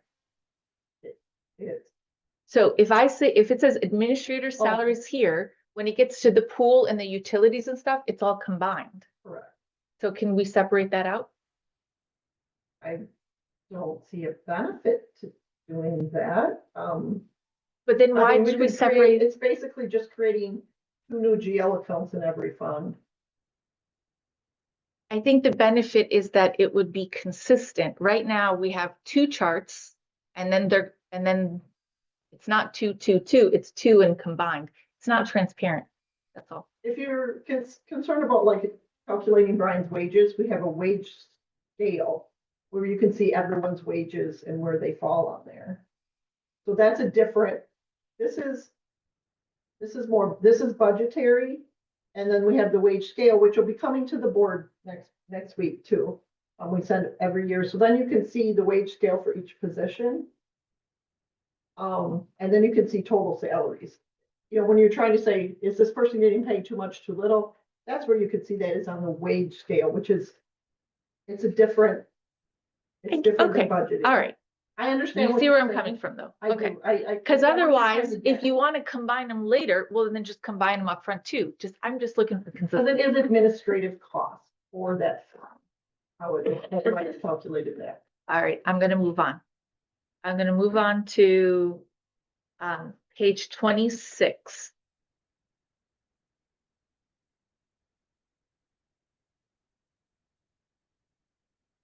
Is it right? Am I on page 26? Planning salaries. Where does it say? Okay, planning salaries. We're budgeting 23,000 for planning salaries.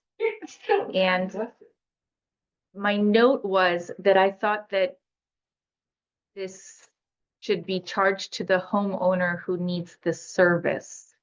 So can somebody tell me at the bottom, page 26, planning salaries, 23,000. This is for GEC? No, salaries, it's primarily Brian, it's a portion of Brian's. That's Wages Brian's. that go to planning. When he looks at plans, when they come in And like when David worked here, a little bit of his went to that as well, because he helped with the planning. So can you write here administrator, like you did above, administrator, semicolon, planning salaries? It's not always just the administrator. Sometimes there's other support staff. Right now, we're in flux, so I'm not sure who else that's going to be. It's just salaries that are spent for planning. Okay. I'm struggling with this because I think, I don't know what I'm reading then. What's the point? I think I have a different tack on what Shabnam is getting at, which is, you know, the apportionment of salaries and benefits between all the different funds. I'm just wondering, how cut and dried is that? And I mean, how constrained is the village to set up that scheme? It's very fluid. It's up to the administrator to determine that, and it needs to be reviewed periodically. It's going to be reviewed pretty well, but we have to wait until we get all our new staff in place. And we actually had discussions about this. We pretty much kept the percentages the same the last several years. Since I've been here, the percentages haven't really changed. But now we've had a major turnover, and so we need to reevaluate it. Would that be a thing that could be appended to the budget? Well, At least my caveat with that is it can be. I mean,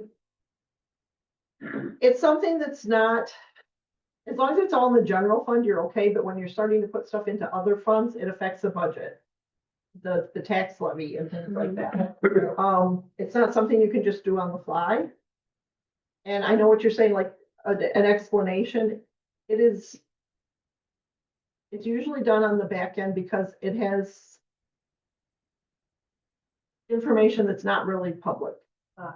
Because we're talking about personnel benefits and it's not public what everybody takes for benefits and things like that. So we have that information, we calculate it out, we divide it by percentage and all.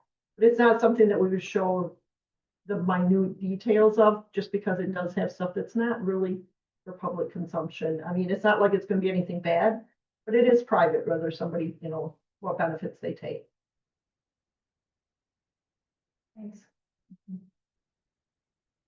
I'm gonna keep Yeah, going. Keep going, Shabnam. Uh, I'll follow along here. and then thank you, Carol, for your comment. This was, okay, page 28. So page 28, I just find it difficult to read. I thought that at the bottom, like the 600 total for 2026 budget was the total what's above, but it looks like in the description, it says here the total cost of general public works for 2025 was 437, an increase of 16,000, which doesn't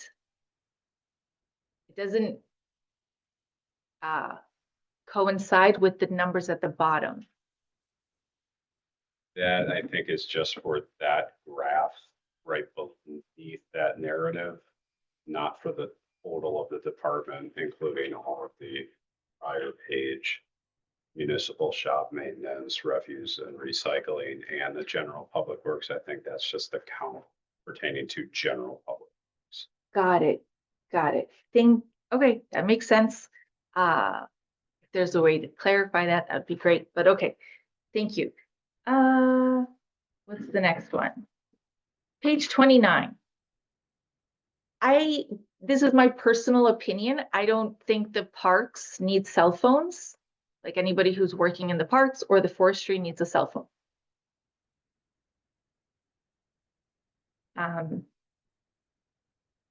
Does every staff member get a cell phone? At a village? All of the public works staff have cell phone. Everyone who works in the field, Yeah. because they're out in the field, Yeah. there's no other way to Out go. the field, yeah. So Safety. I would suggest, like, I run a firm and I need to pay for everybody's phone lines to work from home and work abroad and have access. And we use an app. And I pay $100 a month for like 10 lines. So it's something to consider moving forward, is there's apps that offer that service. Next, 28, And then is there a way to reduce the cost of tree removal? Because we're paying $60,000 for that. You're at a point where you need to cut line by line. What municipalities or states or the federal government does is they just do a slash of 10% across the board. That's like the lazy way to do it. The hard way to do it is go line by line and see what you could cut, which is what I'm trying to do. Do you have to pay $60,000 for tree removal maintenance? Can we cut that to 30,000? Is that allowed? That's a Patrick question first and foremost, but I mean, a lot of this are bucket or, lift related cuttings, and Yeah. things that we don't have the And it's, staff that we yeah. have to keep track Think of. about a tree removal, they're about $5,000 to $7,000 if anybody's had one done recently. And you think of the size of the village, 60,000, then 10 trees doesn't seem too much to me. Okay, I think it's gonna vary year to year on the maintenance. Yeah, plus it's often a safety thing. I mean, after a storm, or you just can't just leave limbs in the street, so. okay. All right, we'll keep it going. Page 34. This is about recreation, and I just wanted to confirm that, does land rec and recreation pay for itself? Like, these are all costs that we incur, but they are passed to the user. Is that correct? Yes, this is not part of the general fund. It's not funded by taxes. These are special revenue funds, so we try to make them self-sufficient. They may be a little under, a little over, but in general, I believe land rec is doing okay. Perfect. So we're not, it gets passed to the user. Perfect. Page 36. I think that I see that there's a vehicle for $56,000 for the police and $21,000 for the vehicle equipment for $77,000. I think that the police got wage increases and several other things that they wanted, like maybe it was drone use or other items. The police squad car that is being replaced has 79,000 miles on it. And I think it would be fair during our time in crisis right now to ask that they put another 20,000 miles on that car and we just push it off 1 year.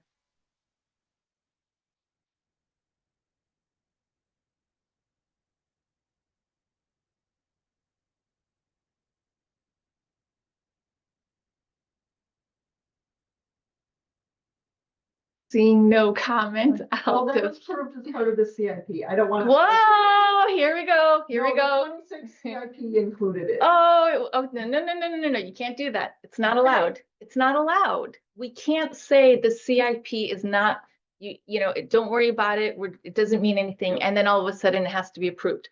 It was approved. That's Respectfully, well- Julie, the question is for the six trustees here. I Seven understand that. You said nobody say anything. I'm like, well, I just want to say it was in the CIP, so that's why.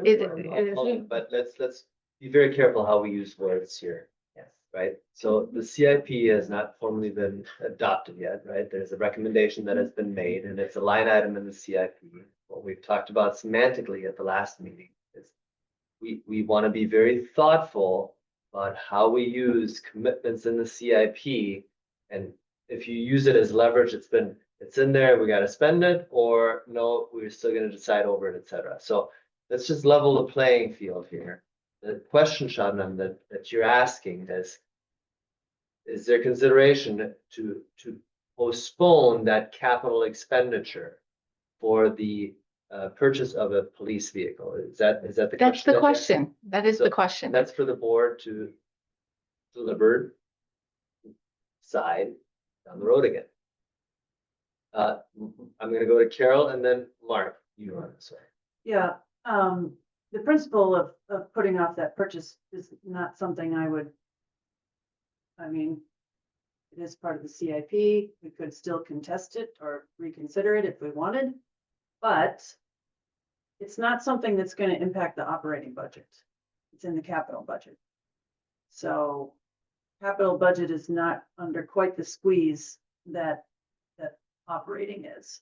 So I don't know if we wanna, I don't know how badly we wanna take that car off of its replacement schedule. It's not, the benefit is not necessarily gonna land where we would need it most. Fair point. Very good point. If from the residents' perspective, they have to pay, obviously, the taxes for the operating budget, and we need their permission for more, or we can force it on them. They have to pay for capital improvements. They don't wouldn't the residents say, look, you're taxing me the same amount, but if you reduce it from the capital budget, then you can take it, I would maybe consider agreeing to a referendum to increase in the operating budget, because you're showing me that you're reducing, at the end of the day, it's the same amount for them. Does that make sense? Do you know what I'm trying to say? I see what you're saying, if I can Yep, please. address, but I mean, just part of how municipal budgeting is done, that item that expensive goes on the capital, it goes in the capital budget. I mean, Yeah, they're all on But I- replacement schedules of sort. Yeah, but I think what I hear everybody saying is, well, go ahead and spend this because you have the right to, the authority. Because, and that doesn't sound right. Because we can buy it, we should buy it. That's what I'm hearing. My husband has a car from 2010, a Honda Civic, it has 100,000 miles on it. And I just think for a car with 79,000, they could push it 1 year out. That's all I'm saying. But, I think sounds like I'm alone on this. Am I alone on this? We can keep going. I don't want to waste people's times. Understood, noted. Do you want to say anything, or? has there been The only thing I was anything gonna point, add? two points, yes. Yep. First is the 2026 CIP was formally adopted and approved by the board at the last meeting of the board. So that's not to say you can't change it. I'm just making the point that the board did take action and approve it. We can amend it, but we approved it. Okay, that's the first point. Second point is, I don't know that I want to take an action on this item without hearing from the police themselves. I mean, the miles they put on cars are a lot harder than the miles I put on my car. So I would want to get some response from the police about why they think they need it now. Could they put it off a year, whatever? I don't think I'm in a position to make that judgment on their behalf without hearing from them. So we're not approving tonight. We're approving next week. So maybe Brian can make that inquiry of Jamie and kind of find out what the situation is, and we can come back to it next Tuesday. Okay. That's my point on that. All right. Bob, did Well, you- well, I was just gonna say, in public health and safety, we could and talk to Jamie. It's just, okay. Thank you. I appreciate it. Well, it's, Give me 1 second to look at my notes. 1 second. Let's keep, sorry. And this is another item that was in the CIP. It's on page 37. It is the $125,000, which is to redo the parking pool or the parking at the pool. And if there's gonna be renovations at the pool, that parking is gonna get destroyed and damaged. Why not push this out until the facility is fixed? We shouldn't spend money on the parking when there's gonna be trucks there, and does it make sense? yeah, and that's a conversation that I think after our last pool committee meeting, we decided that we need to refer that back to Brian Berquist to find out what the situation is, that in fact, would any reconstruction or renovation of pool tear up the existing lot? Or would part of the lot be spared? So it's a fair question. I just don't have the answer yet because I don't know whether Dane has had a chance to speak to Brian about it and get his feedback, but that is an issue. And if it becomes an issue, then I think we would end up repurposing some of that money or all of that money to other capital spending. Part of this too, though, is for planning for the pool. It's not just solely the parking lot, because it's planning based on the Raymaker and Findorf analysis as to the renovation and reconstruction of the facility. So that process continues to go on. So I think the reconstruction cost for the entire remainder of the parking lot is about $90,000. And so the difference between that 125 and the 90,000, I think, is in that planning process for the renovation reconstruction. So then should we, Go ahead. sorry, should we broaden, can we broaden that language then in the budget? Because I would not want us to pass this if it's saying it's earmarked for something very specific like that, that we may want to repurpose the funding for. I guess the only issue would be, well, that's not just true for this. I mean, we've got millions of dollars for facility improvement, right?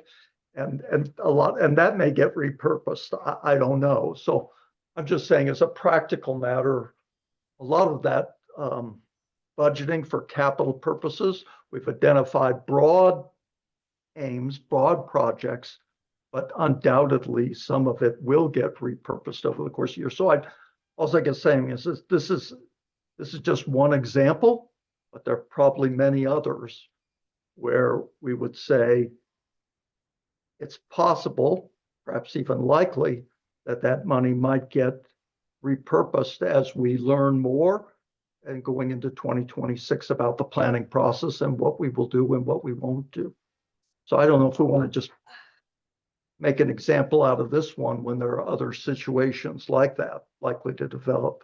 Well, just to follow up on that exact point, Mark, I do think if we know today that there are updates already we want to make, like, in my opinion, this budget should reflect as best we can the moment of today. And so if we already know a few updates, we should shift those, and that the language should be reflected, in my opinion, on this in this budget.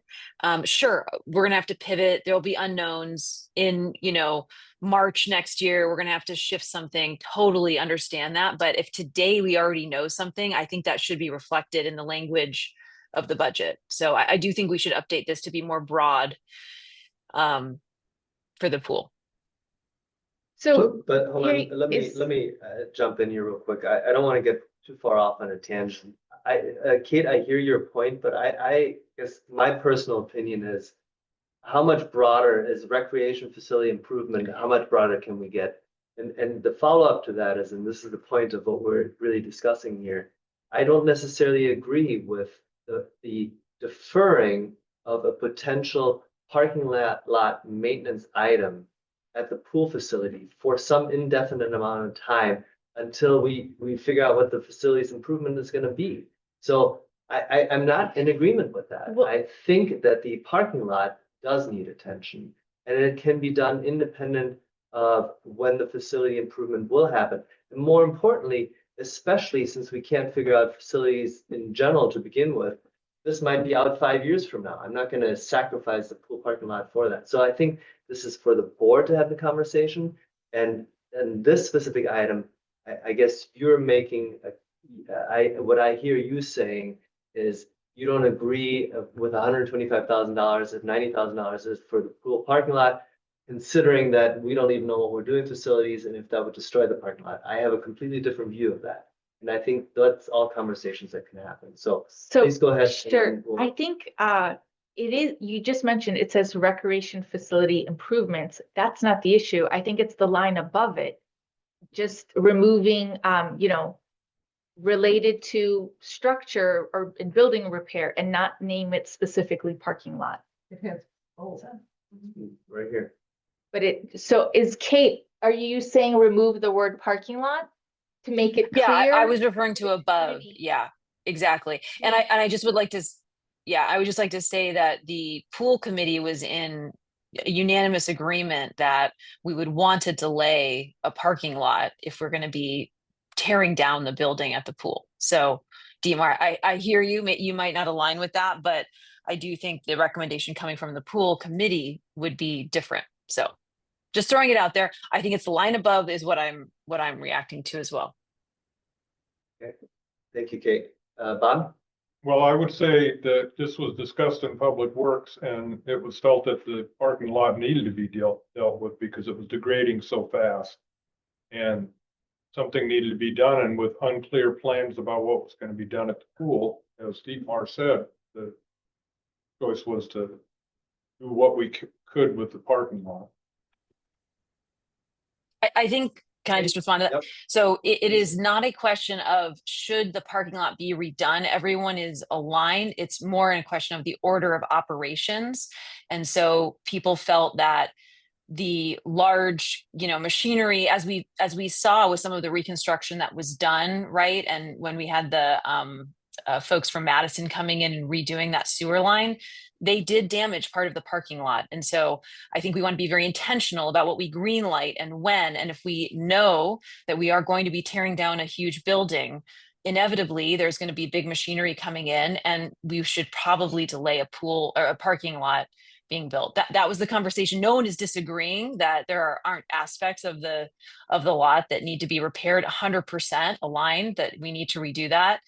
We did the most dire piece last summer, as you might recall, that back left corner. So if there is something that is literally a safety hazard for this pool season, I think we should address that. But moving forward, it's just a matter of doing it in the right order. Yeah, I think the problem though, of course, as Dietmar pointed out, is one of timing, which is critical here because the board has not yet prioritized the community center over other facilities. We don't have a plan for the community center yet. We hope to have one in the near future, but we're not there yet. So I think the issue is just a little premature to start saying we're going to focus elsewhere until we have a plan to do that.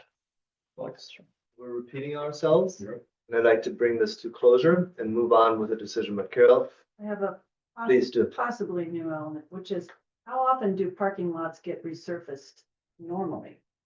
So this, I don't know that this is necessarily resurfacing. This is actually taking up the This pavement reconstruction. and addressing the soft underground, rebuilding the base and then repaving it. So that's Yep. a longer term. Yeah, you're basically looking at a 20 to 25-year horizon Okay. of useful life. Yeah. Depends on how much traffic there is. All right, so Shabnam, you Sure. brought this up. Let's again, we're repeating Yep. ourselves. Okay. What action do you want to see out of this? If any, again, you're bringing these items up and we're here as a board to discuss them. Well, I'm almost finished, but then I would be surprised if the goal was just no changes, everybody just approved the way it is. Given the circumstances that we're in with finances, I was hoping that we were going to be changing these numbers and reducing them. But I think I might be in the wrong. I think the expectation is prove what we see in front of us. Is that right? Did everybody else come with line items for changes? Let's just to kind of work through it. Are you done with the Sure. pool component here? Is there a conclusion out of this that well, needs to be addressed? I think I'm in 100% in the minority that I think I don't need Julie or James' permission to push off the purchase of a squad car a year. I think that we could make these changes if we want to make these changes. We could decide right now that we're gonna budget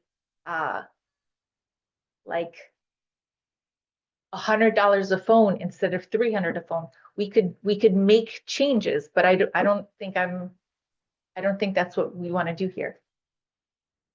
I would like to. You have a voice, Okay, right? I would like You it have to a be, voice. I would like it to be zero. I would like to put zero.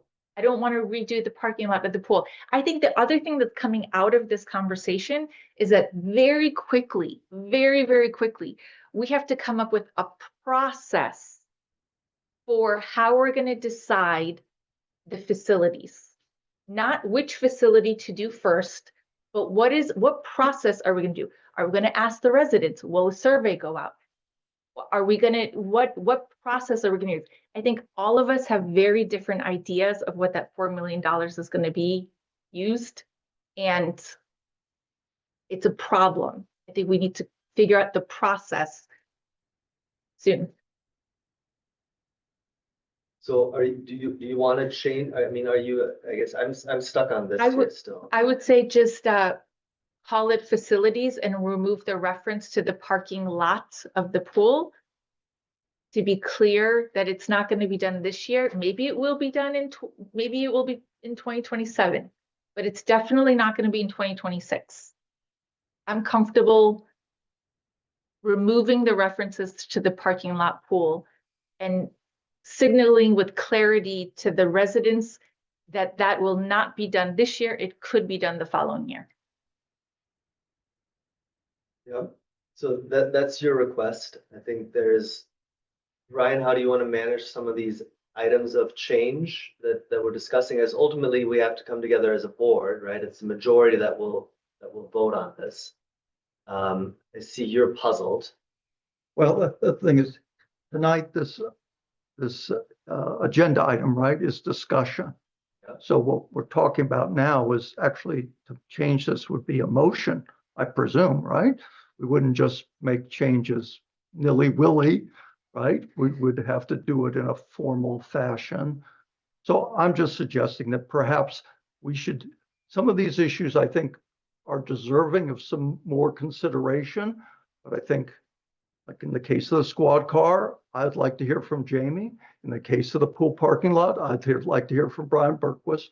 This whole issue isn't coming for a vote until next week, next Tuesday. So why don't we just queue these up and deal with them on Tuesday? That's So, what I would propose that we do, because I don't mean to presume to speak for you, Shabnam, but what I could see is you're asking, are we gonna anticipate as a body changes that the body agrees to the information that's in front of us, so that when we get to Tuesday, it is perhaps more pro forma and less sort of action on the day of. And I think it will take all of us, right?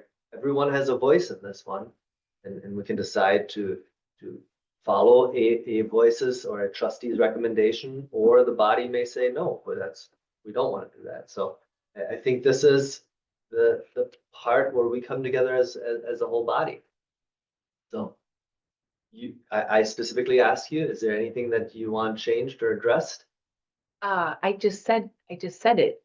Okay, so how do we want to address these two items? And just to formalize that, you're stating that you want the wording changed right here, parking lot, and you want out of the CIP, the police squad car just zinged out of there? Yeah, we'll bump it into 2027. Both of these items can be put in the 2027 budget. So, Julie? Okay, so as far as narrative, that's something that we can easily correct and discuss, and that's up. Brian's writing the narrative and you guys need to direct him what you want.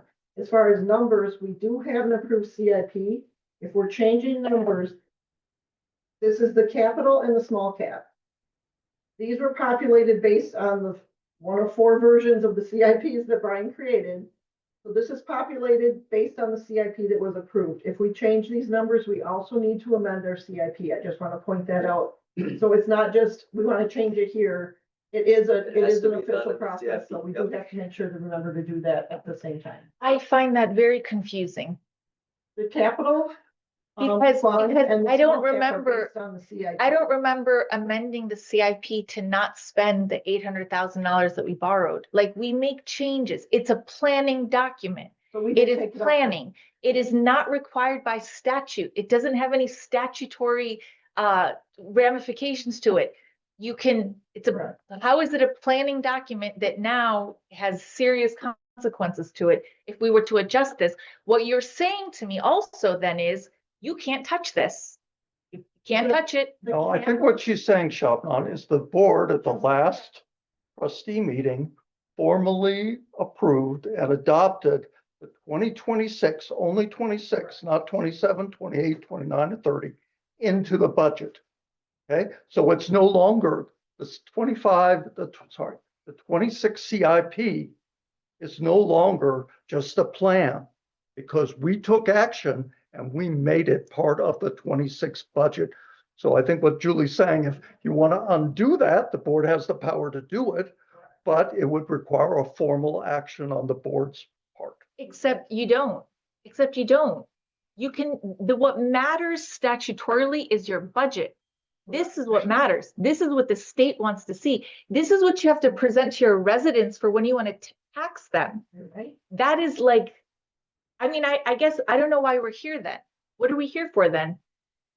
Well, I'm not debating what you guys are doing for capital projects. All I'm saying is we populated the two funds. There's just two funds that are populated based on the CIP, and it's the capital fund, the 400 fund, and the small cap, which is 410 fund.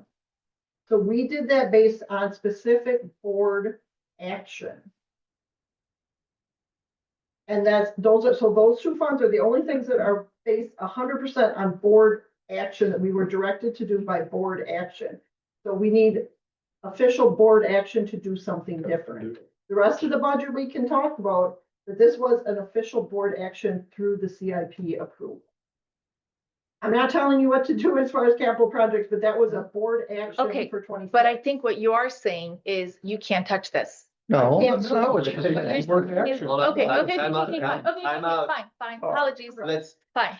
I'm down asking in for the- board action. I'm asking for board action to remove or to remove this squad car and to put it in the 2027 budget. I'm asking for board action.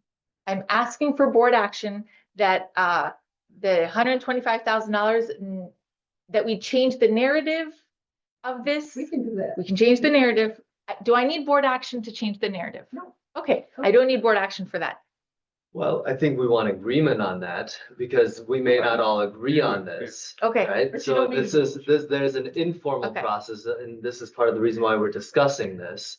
How formal we want to get, I guess we'll find out here momentarily, because I don't even know the rules and procedures on that. So let's peel this apart. There are three things that I understand you're asking for, and Kate, you're in line with one of them, which is to amend the wording, and this is up on screen here, of the Pool Community Center parking lot and building repair work. And the issue that Kate and Shabnam had raised is the words parking lot, and they want that struck out of there. Is that an accurate assessment? I see you nodding, Kate. Shabnam Yeah. is nodding. Where's the rest of the body on this one? Carol, So please. is it accurate that we have the pool committee who wants to delay it, and we have the public works committee who wants to have it done right away? So we're getting different advice from two committees about when that parking lot should be reconstructed. I think the pool committees, and there was no formal vote, as I recall, on this. It was more of a consensus issue. But the feeling of the pool committee was they wanted to accelerate the renovation replacement of the community center.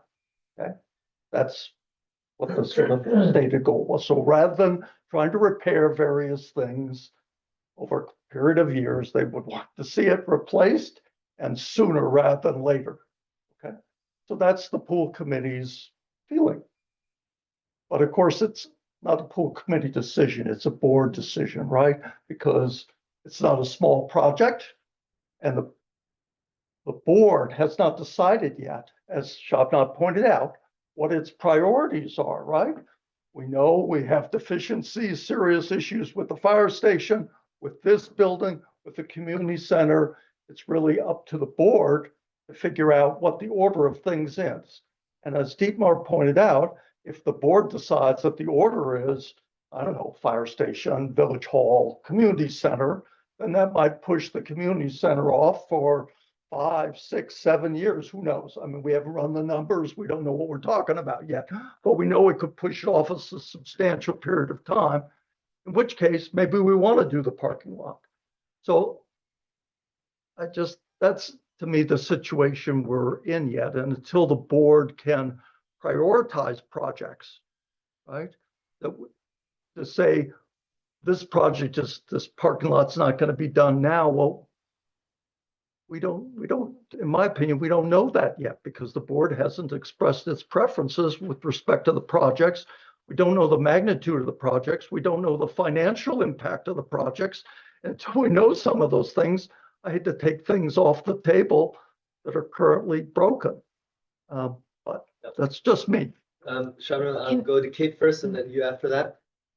Sure. Kate? I guess, yeah, my question is, why not keep it just a little bit more broad? And we can always narrow in if that is the case, Mark. I would prefer, I guess my thinking is I would prefer to keep it a little broader so that we're not so narrowly interpreting these numbers. And if we need to use it for the pool parking lot for some reasons in 6 months, then we can make that decision as a board. But the way it's written now is it looks like it's earmarked for parking lot. And I think that's what I'm objecting to. I would prefer to keep it broader. And if we need to go down that road, we can as we get more information and the board discusses. Yeah, and to me, No. She finished. I said, Shabnam can have the floor next, and then we'll switch it around. You made a good And mind you, we're talking about 2 words here to spend 20 minutes talking about this. So I want to be mindful of resources. Let's bring this to a close here in short order, and let's move on. Shabnam, please. Kate articulated it well. Great. Anything else to add? I have no problem in removing the words. But I'm making the point that we're not amending the CIP yet or the budget. So I have no problem with do the wordsmithing and we'll figure it out later. Can we take a straw poll on the 2 words in or out? In or out? Who's in favor of in? Nobody. Who's in favor of out? Great.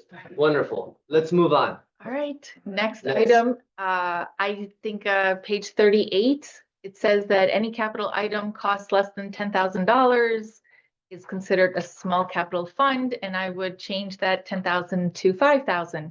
I think there's a lot of items here, like equipment, that are adding up, and I know it's for capital items, but I think we're not in a place right now to be spending. Maybe we'll have that opportunity in 2030. Maybe we need a TIF to close, but the problem is this.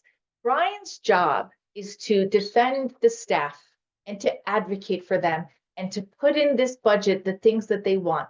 That is what a good administrator would do. He is here for them.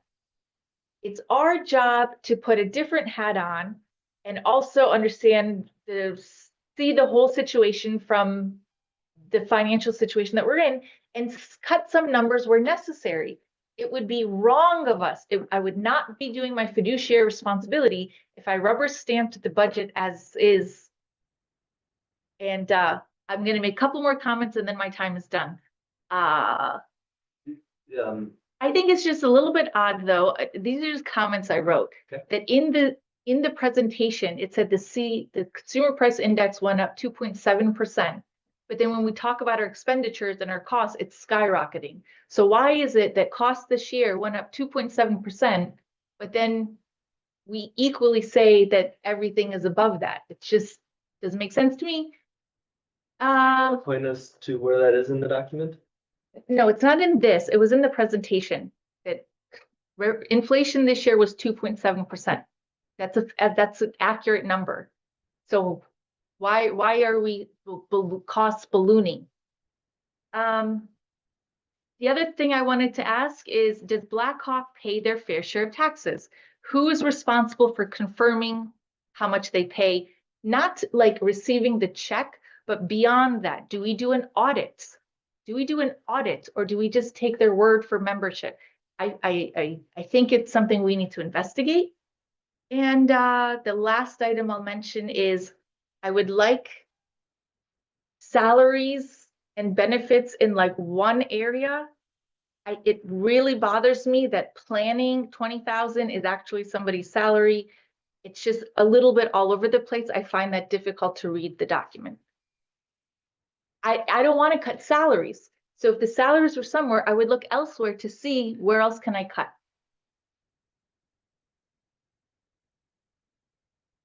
Please. Yeah, so the salaries in total are in the pie charts, you know, it's the general fund expenditures for salaries and benefits, that's in there. So I'm wondering, are you looking for more detail? No, I'm like, if I'm going through this, trying to figure out what I could reduce or eliminate or cut a little bit. And it says planning salaries, I'm thinking, is this a consultant? Is this Vanderwall? I don't know that this actually is set village salaries. It's not clear. Julie, do you want to There's- provide some There's two insight on things- this? There's two things I'd like to address. I understand what you're saying about salary, and I think you're gonna get a clearer picture with some of the materials we're providing for next week. It's really tough to discuss without the picture in front of you. But as part of, although we did increase wages substantially, the general fund cost for wages only went up 2.9%. So that's really pretty close to the 2.7 when you consider how much of benefit, that includes benefits. Okay, But then the other thing you were saying that 2%, you said, what is it? 2.7 was the inflation. Different price.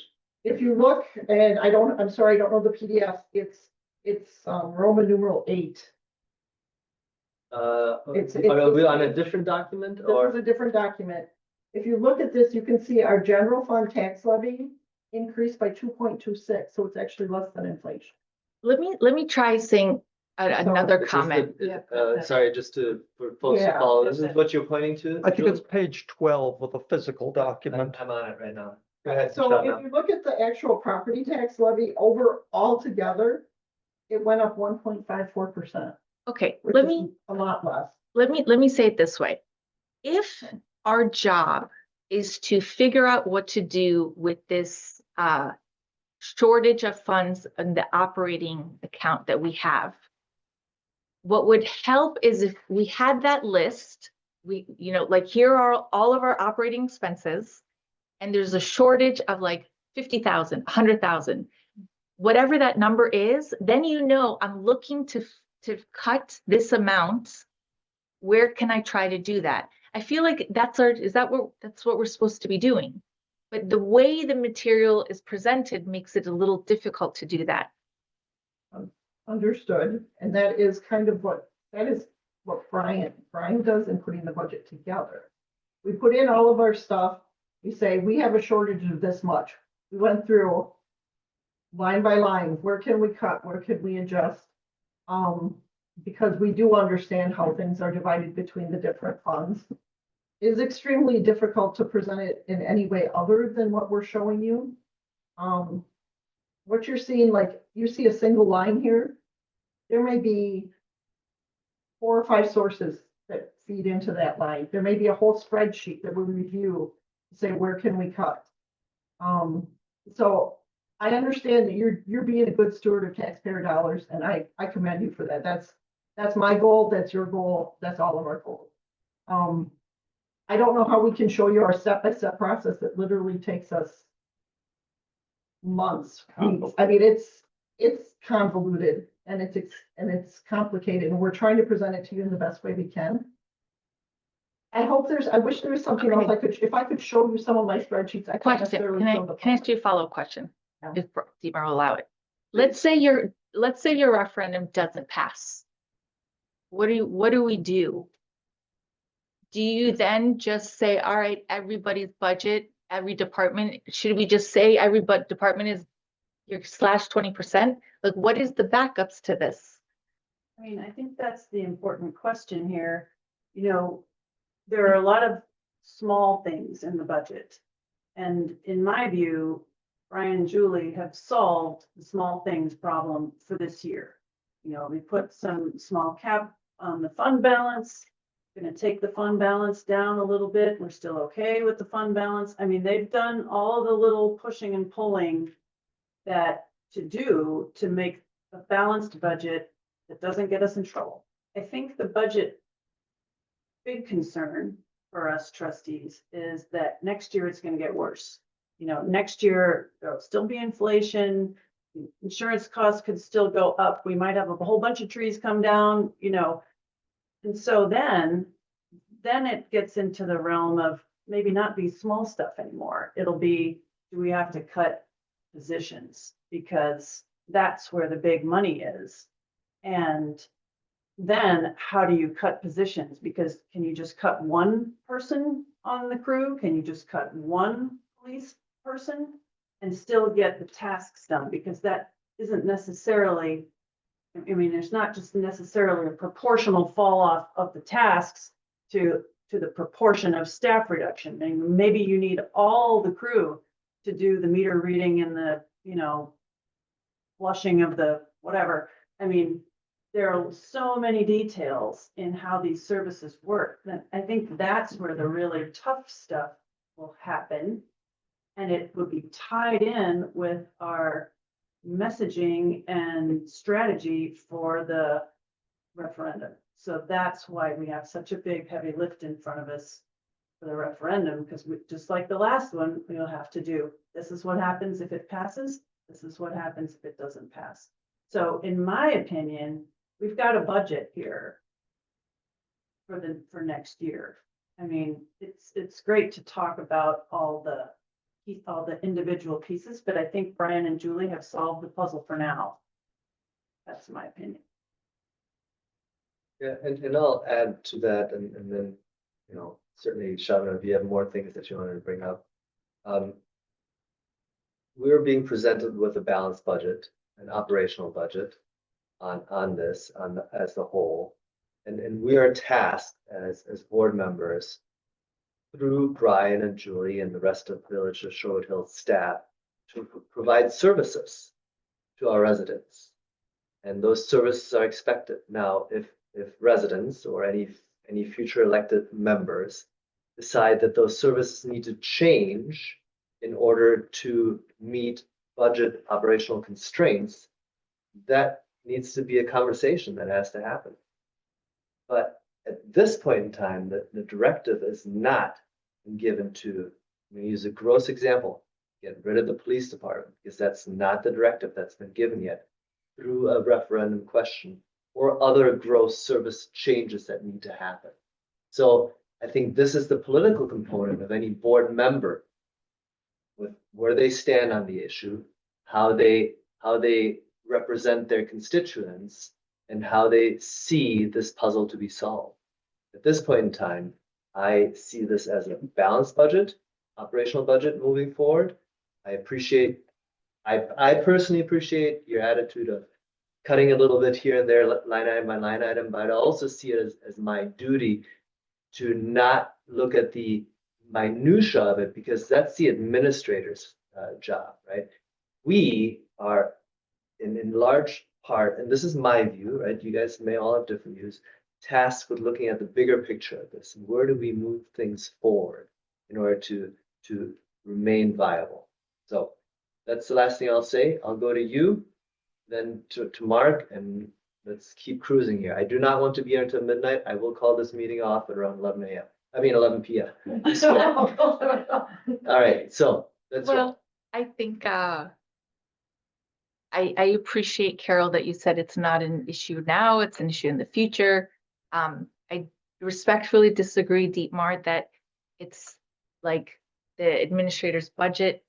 We just had a government shutdown over money, over budget. People fight over budget, and I think it is our responsibility to do more and cut and figure out what is too much. That's not his job. His job is the opposite. We're supposed to be in conflict with each other. His job is to fight for his staff, to fight for the things that they want. It's our job to see where it's too much. And the last comment that I will make is, I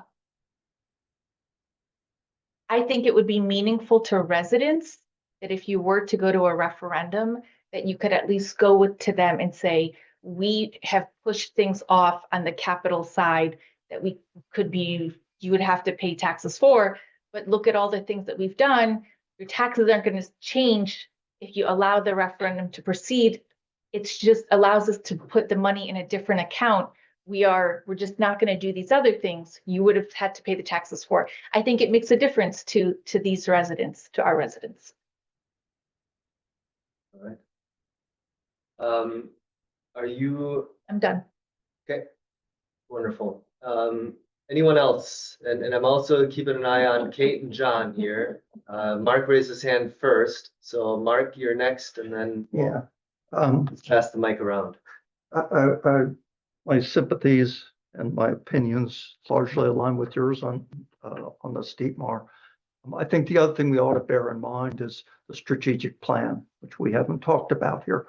But this budget, the goal of this budget, not just to deliver services, but to deliver the services that were identified in the strategic plan and which we agreed with, right? We don't have to start from scratch here. We've already surveyed residents. We've already surveyed staff. We've already discussed this among ourselves in terms of what our objectives are. And all that is embodied in the strategic plan. And that's why I think, these questions about policing, whatnot, look to the strategic plan. That's my go-to place when I try to figure out where my priorities should be. So that's the first thing I would say. I would say the other thing is that I think a lot of the issues that are being raised tonight will be raised Tuesday, and that's probably next week when they should be as part of the financial management plan, because that's when we will turn our attention not from 2026 and the balanced budget in front of us, but to 2027 and to the deficit in 2027, the anticipated deficit in 2027 that grows every year thereafter. And how do we deal with what I call the structural problem? The last thing I want to say is it's not always a good thing to put things off like police cars, and because what we found is you try to buy that same object a year from now, it could be a lot more expensive than the interest that you saved by not borrowing today and buying it today. So we've seen inflation is 2.7 the last 12 months or whatever, but we've also know that in recent memory, it's been over 9%. We don't know what it will be in the future, but I think whenever you make those decisions about do we buy now, do we buy later, you have to take into consideration not just the savings from deferral, but also the expense in terms of inflation as you try to accomplish that same goal a year, 2, 3 years later. So I'm done. All right. Thank you, Mark. I think, John, you had your hand up at some point in time. Do you have any comments, questions, specific questions? A couple observations, Steepmar. I appreciate it. First of all, I appreciate you running the meeting. I'm under the weather, and I was also concerned that we might have technology problems, and it's hard to run a meeting, from 5,000 miles away. So, and it's a little after 1 o'clock in the morning here, 3 hours difference. But a couple observations. One, again, Dietmar, I appreciate everything you're doing with the meeting. Two, I think, I think Brian and Julie and the staff have just done a great job putting this together. I'm really pleased with the budget. We projected deficits the last 2 years. We've gotten surpluses the last 2 years. I think it was 113,000 surplus last year, 104,000 surplus this year. The fund balance at 1.562, the highest it's ever been. Obviously, we're going to get it back down to that 15 to 25% range. It's at almost 35% now. I think those are good news. Mark's right. I look at the strategic plan and we look at the surveys, and I know police was brought up a lot today. It is a big number. On one of Brian's slides, I think I figured out it's a little less than $100 a month for police services for a moderate or medium home range and $900,000 house in the village. And we don't have a high crime rate. We don't have porch pirates. We've got good police protection, and the cost of Madison providing that, they're at a $22 million deficit. I'm sure they would love to have a 50-year agreement to provide those services for the village at a rate that they'll, argue, and we won't get anywhere near the level of service that we're getting now. So that's just a quick comment on that. I do some comparisons. I mentioned this at the last meeting. when you look at Maple Bluff, which is a good comparable community that, you know, kind of similar population, they have 613 parcels. We have 793 parcels. Their mill rate is 16% higher than the villages. Their fair market tax rate is 20% higher than the village. This is based on 2024 numbers from Dane County. You know, they went to levy in 2024. They raised the levy 22%. They went to 4.7 million. That's their levy.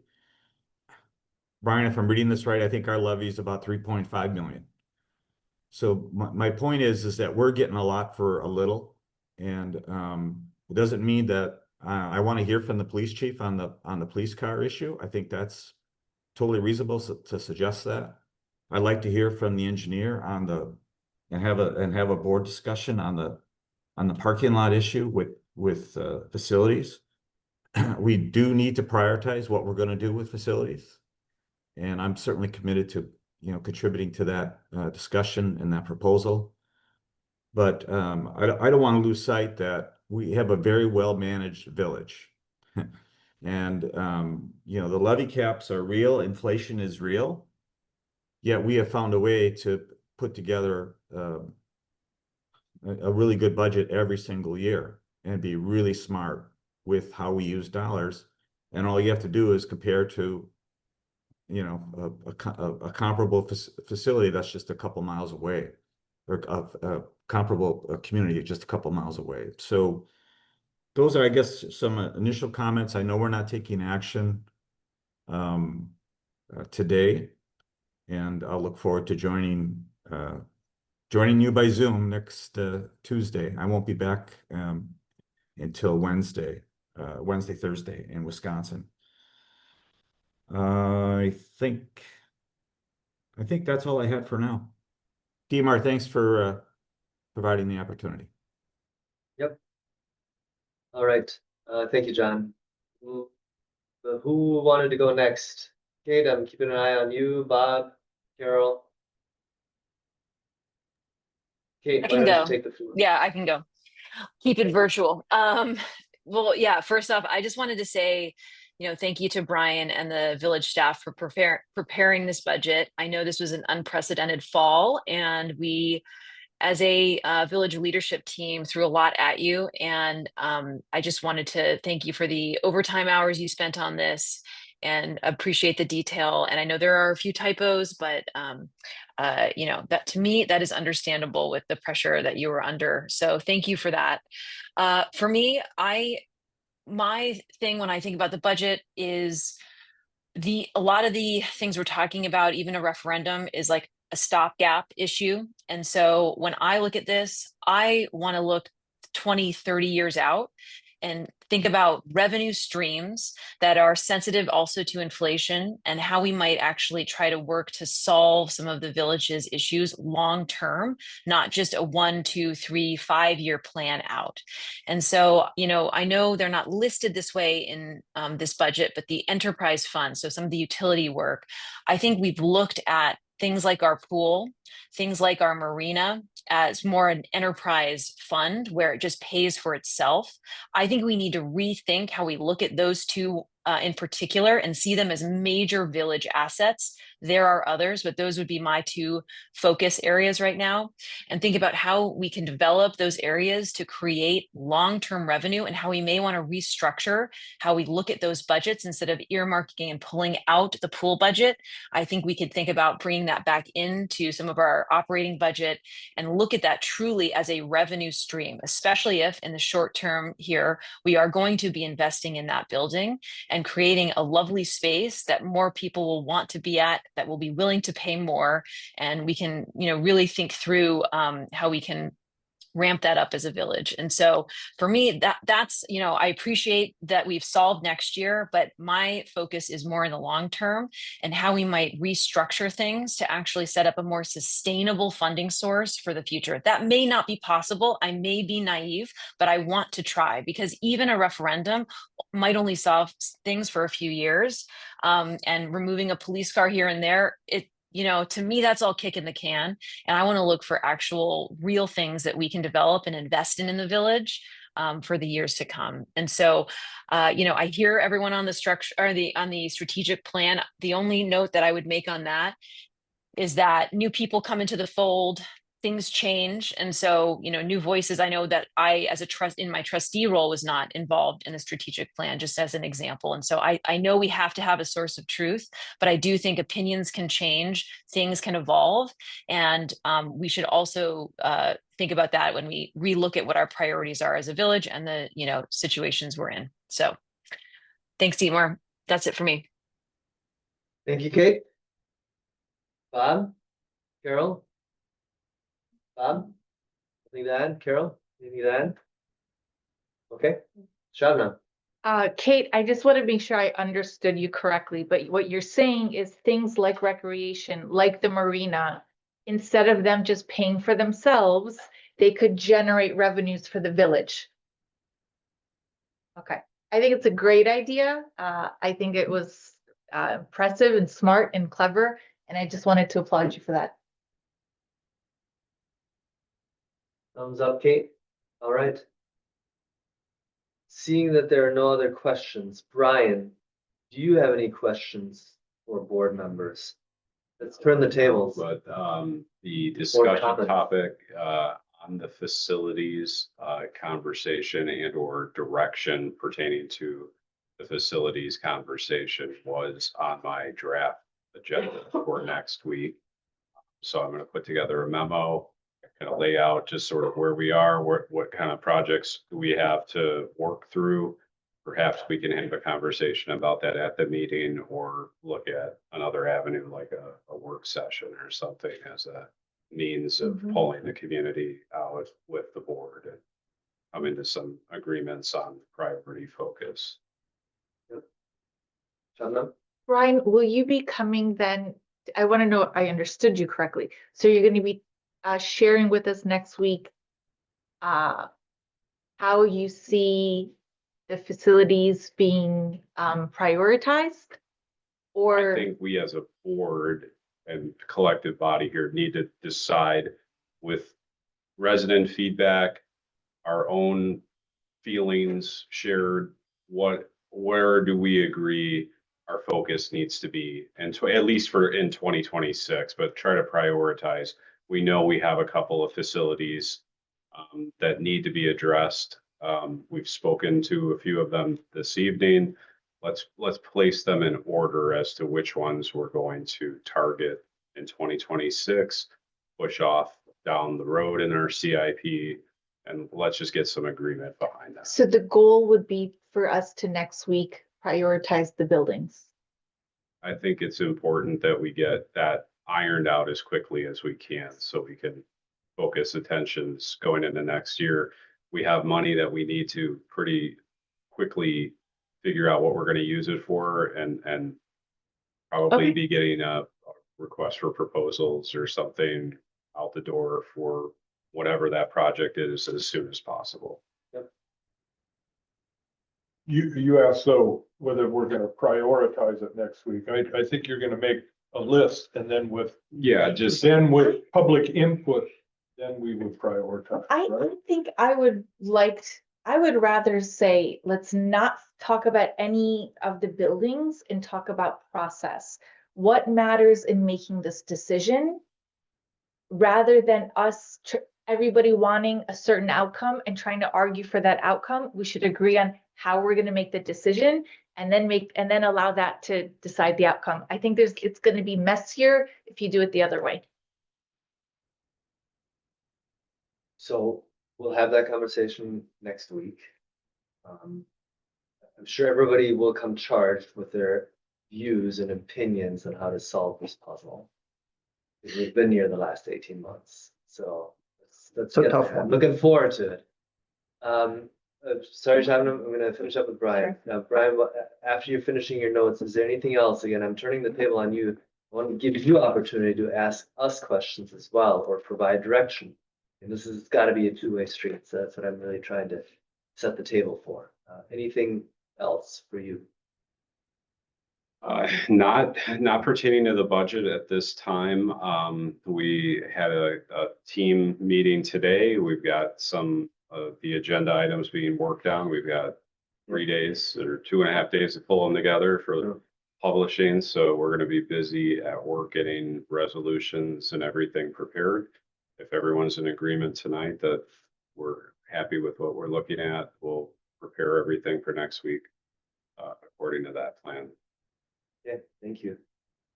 Julie, I also want to give you an opportunity as it pertains to the budget presentation and conversation that we've had here today as a body. Is there anything that you have questions for us that we want to respond to you, or that you're looking for clarification or anything else? I appreciate that. Thanks for including me on the round table here. You are, after all, I may interrupt. I think it's on here somewhere. The finance director, so This is true. there you go. No, I think we've had some really good discussions tonight, and I appreciate having these conversations.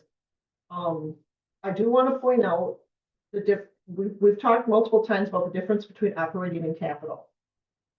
And I see a lot more graphs and have more discussions than you guys are privy to. So the way the capital budget works is based on debt. And then we have debt payments. So what happens is these debt payments fall off. We have the capacity to borrow more money. And if we don't borrow this money and use it for what the village needs, you will have taxes go down. But then when you finally do something, they're going to like more than double. We're going to have a very volatile tax rate, and it's very much not advised, and it's not good practice. So when we're talking about saving money, we need to keep in mind we are in a predicament with our operating budget. However, capital-wise, the village is in an excellent position, and we do have the capacity, because we have paid off other debt, that we do have the capacity to borrow for projects and for capital items that benefit the village, and we should do that because we have a lot of needs. I don't think we need to cut our capital budget. I think we just need to prioritize it, because the way we have it presented right now, in speaking with Baird and speaking with Ellers, we want to keep our tax levy equal. So I don't think we need to cut our capital budget. I think we need to provide facilities and infrastructure that the village needs. I think we just need to spend the money, but we need to spend it wisely. I don't think we need to cut the capital. Thank you, Julie, for that. And I think I would probably paraphrase it differently. But as I stated before, I think our village of Sherwood Hills has many more capital needs than what we have capacity for, what we find to be prudent. So there's no shortage of improvement in capital items that are needed. And I think again, I don't want to be presumptuous, but I think we can be somewhat in general agreement here, at least as the majority of the board, on that topic. So thank you for putting such a fine point on it. All right. So that brings, and I'm not kidding, if we don't get out of here by 11, I will call the meeting to a close. So I think we're well ahead of that schedule. Are there anything else? Are there any other board matters that we're going to talk about as it pertains to the budget, today's presentation, and then the action that we're looking at for next week, Tuesday?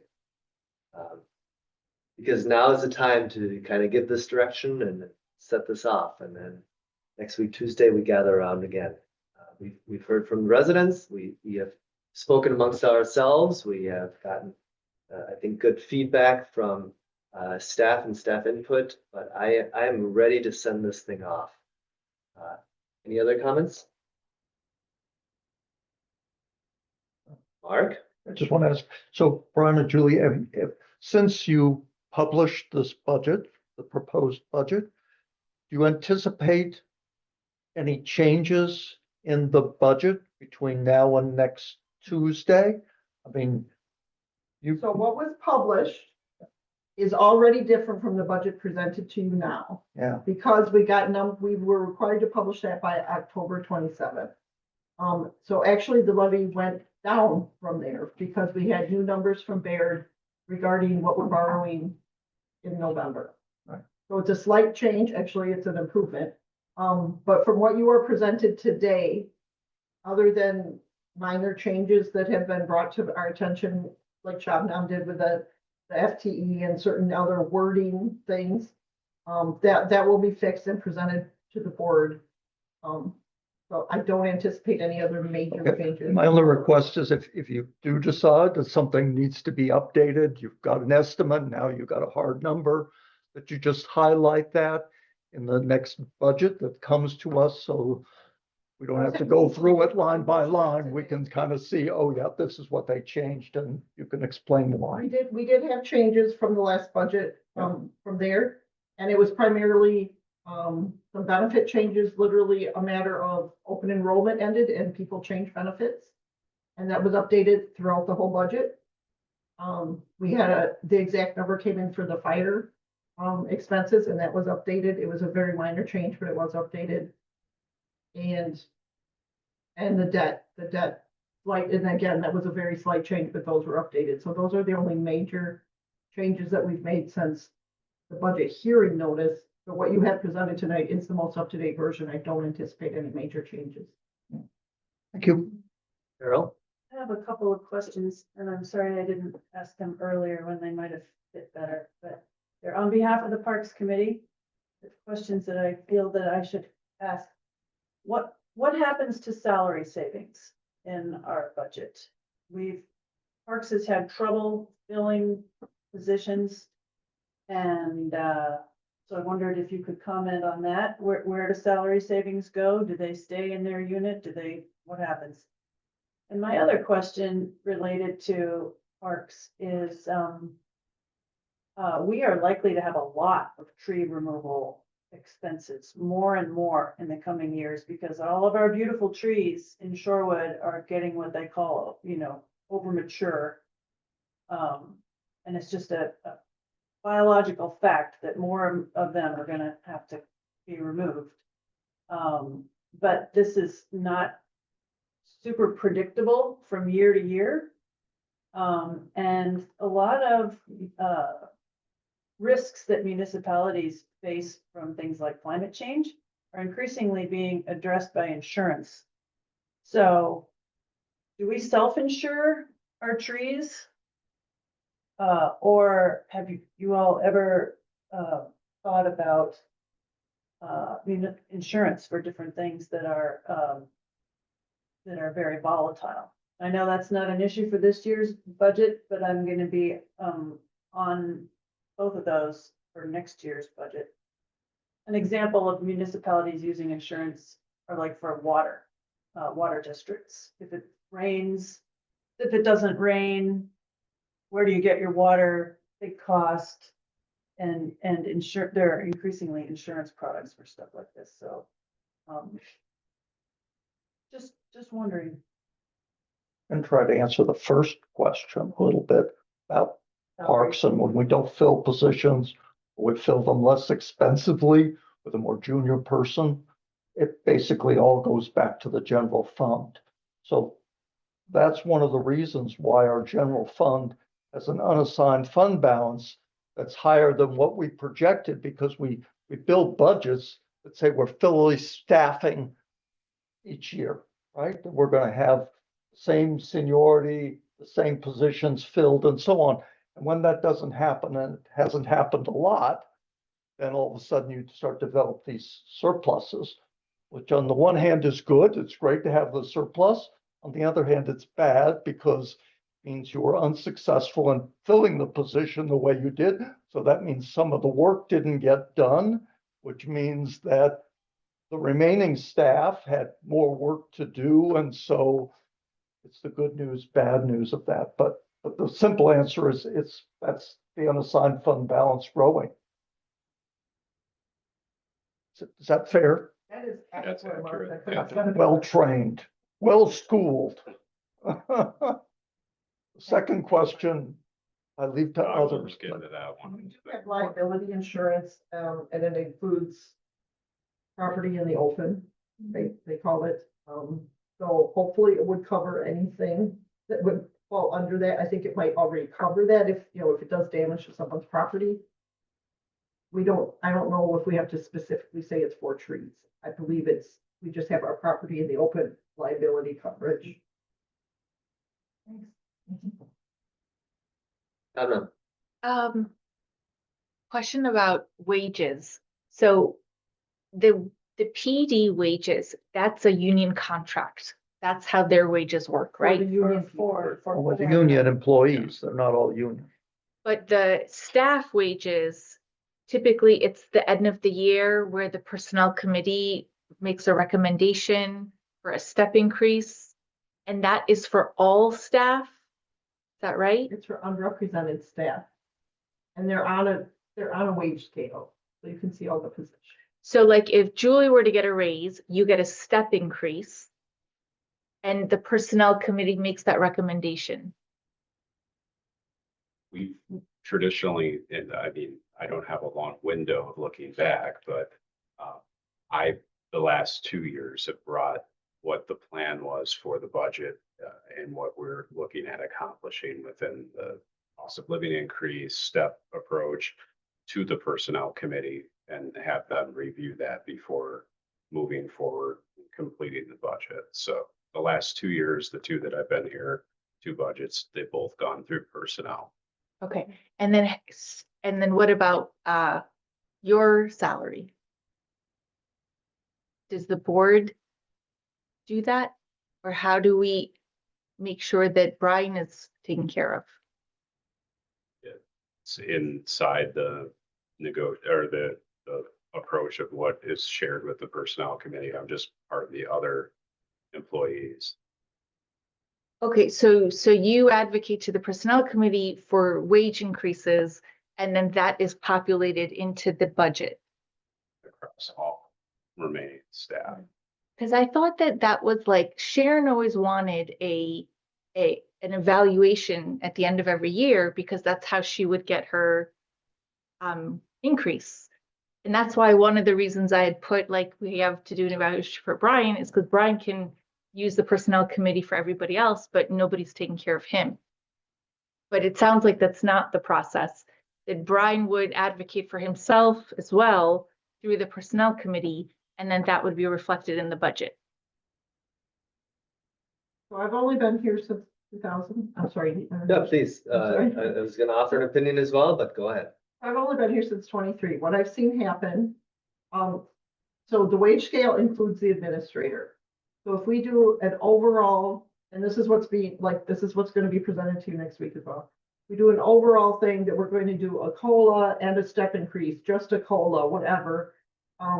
It's like for everyone, the administrator's included in that. As far as review, that's more of a negotiation between Brian and the board. So he might have a review from you guys and you say, you know what, you get an extra step increase, you don't get a step increase, but he still has to remain on that wage scale. I just wanted to make sure he was covered too. He's included Okay. in what everybody else Okay. gets, but we should still be doing a review of the Okay. administrator. That's part of his contract.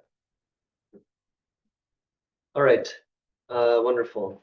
I would entertain any last comment related to budget, and otherwise I'm gonna move on to the agenda. Going once.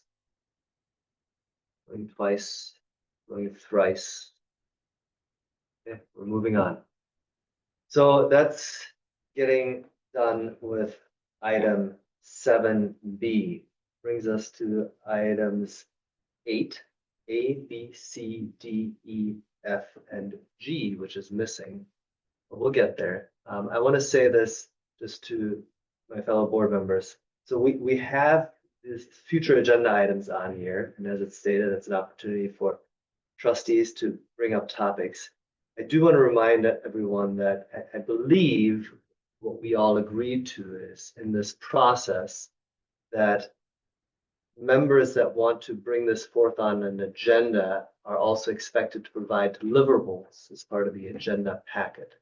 So in terms of this moving forward, any of these items moving forward, it needs to come with material information. It's the individual member or trustee that has put this out there needs to then follow through and and get on the agenda with that information. So we have A, B, C, D, E, F, and E and F on here. Julie, what I noticed is not on here, and I think this came up at our last board meeting, is Kate's topic of committee appointments. And Kate, if I'm speaking out of turn, please correct me, but that's my recollection. That was an agenda item that you wanted to bring forward and also prepare materials for it. Is that right? That's correct, yeah. I apologize. There might have been something when Chrissy took the last 7 minutes and I didn't get her notes, so that could be that's my fault. What is the item? And I will make sure it gets added for next week. Kate, do you want to? You can, yeah, it's basically just looking at review of committee appointment process, essentially.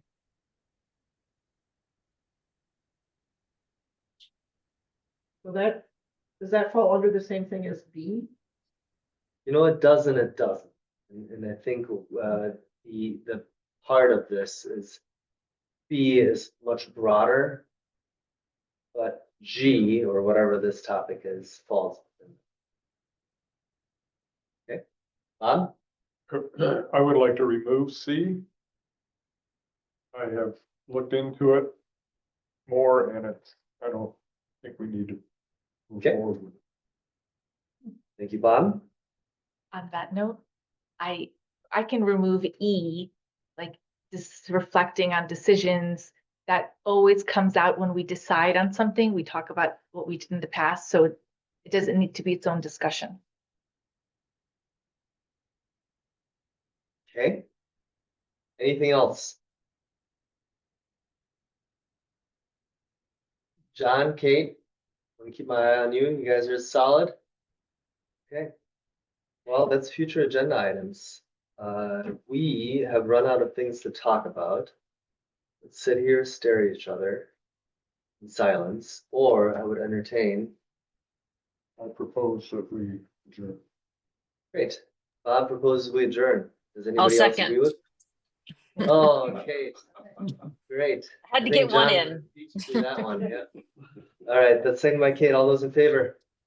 Aye. We're adjourned. The time is 10:33. Yeah, you, thank Julie. you all. Bye. Thanks again, Dietmar. Yep, Thanks. see you guys.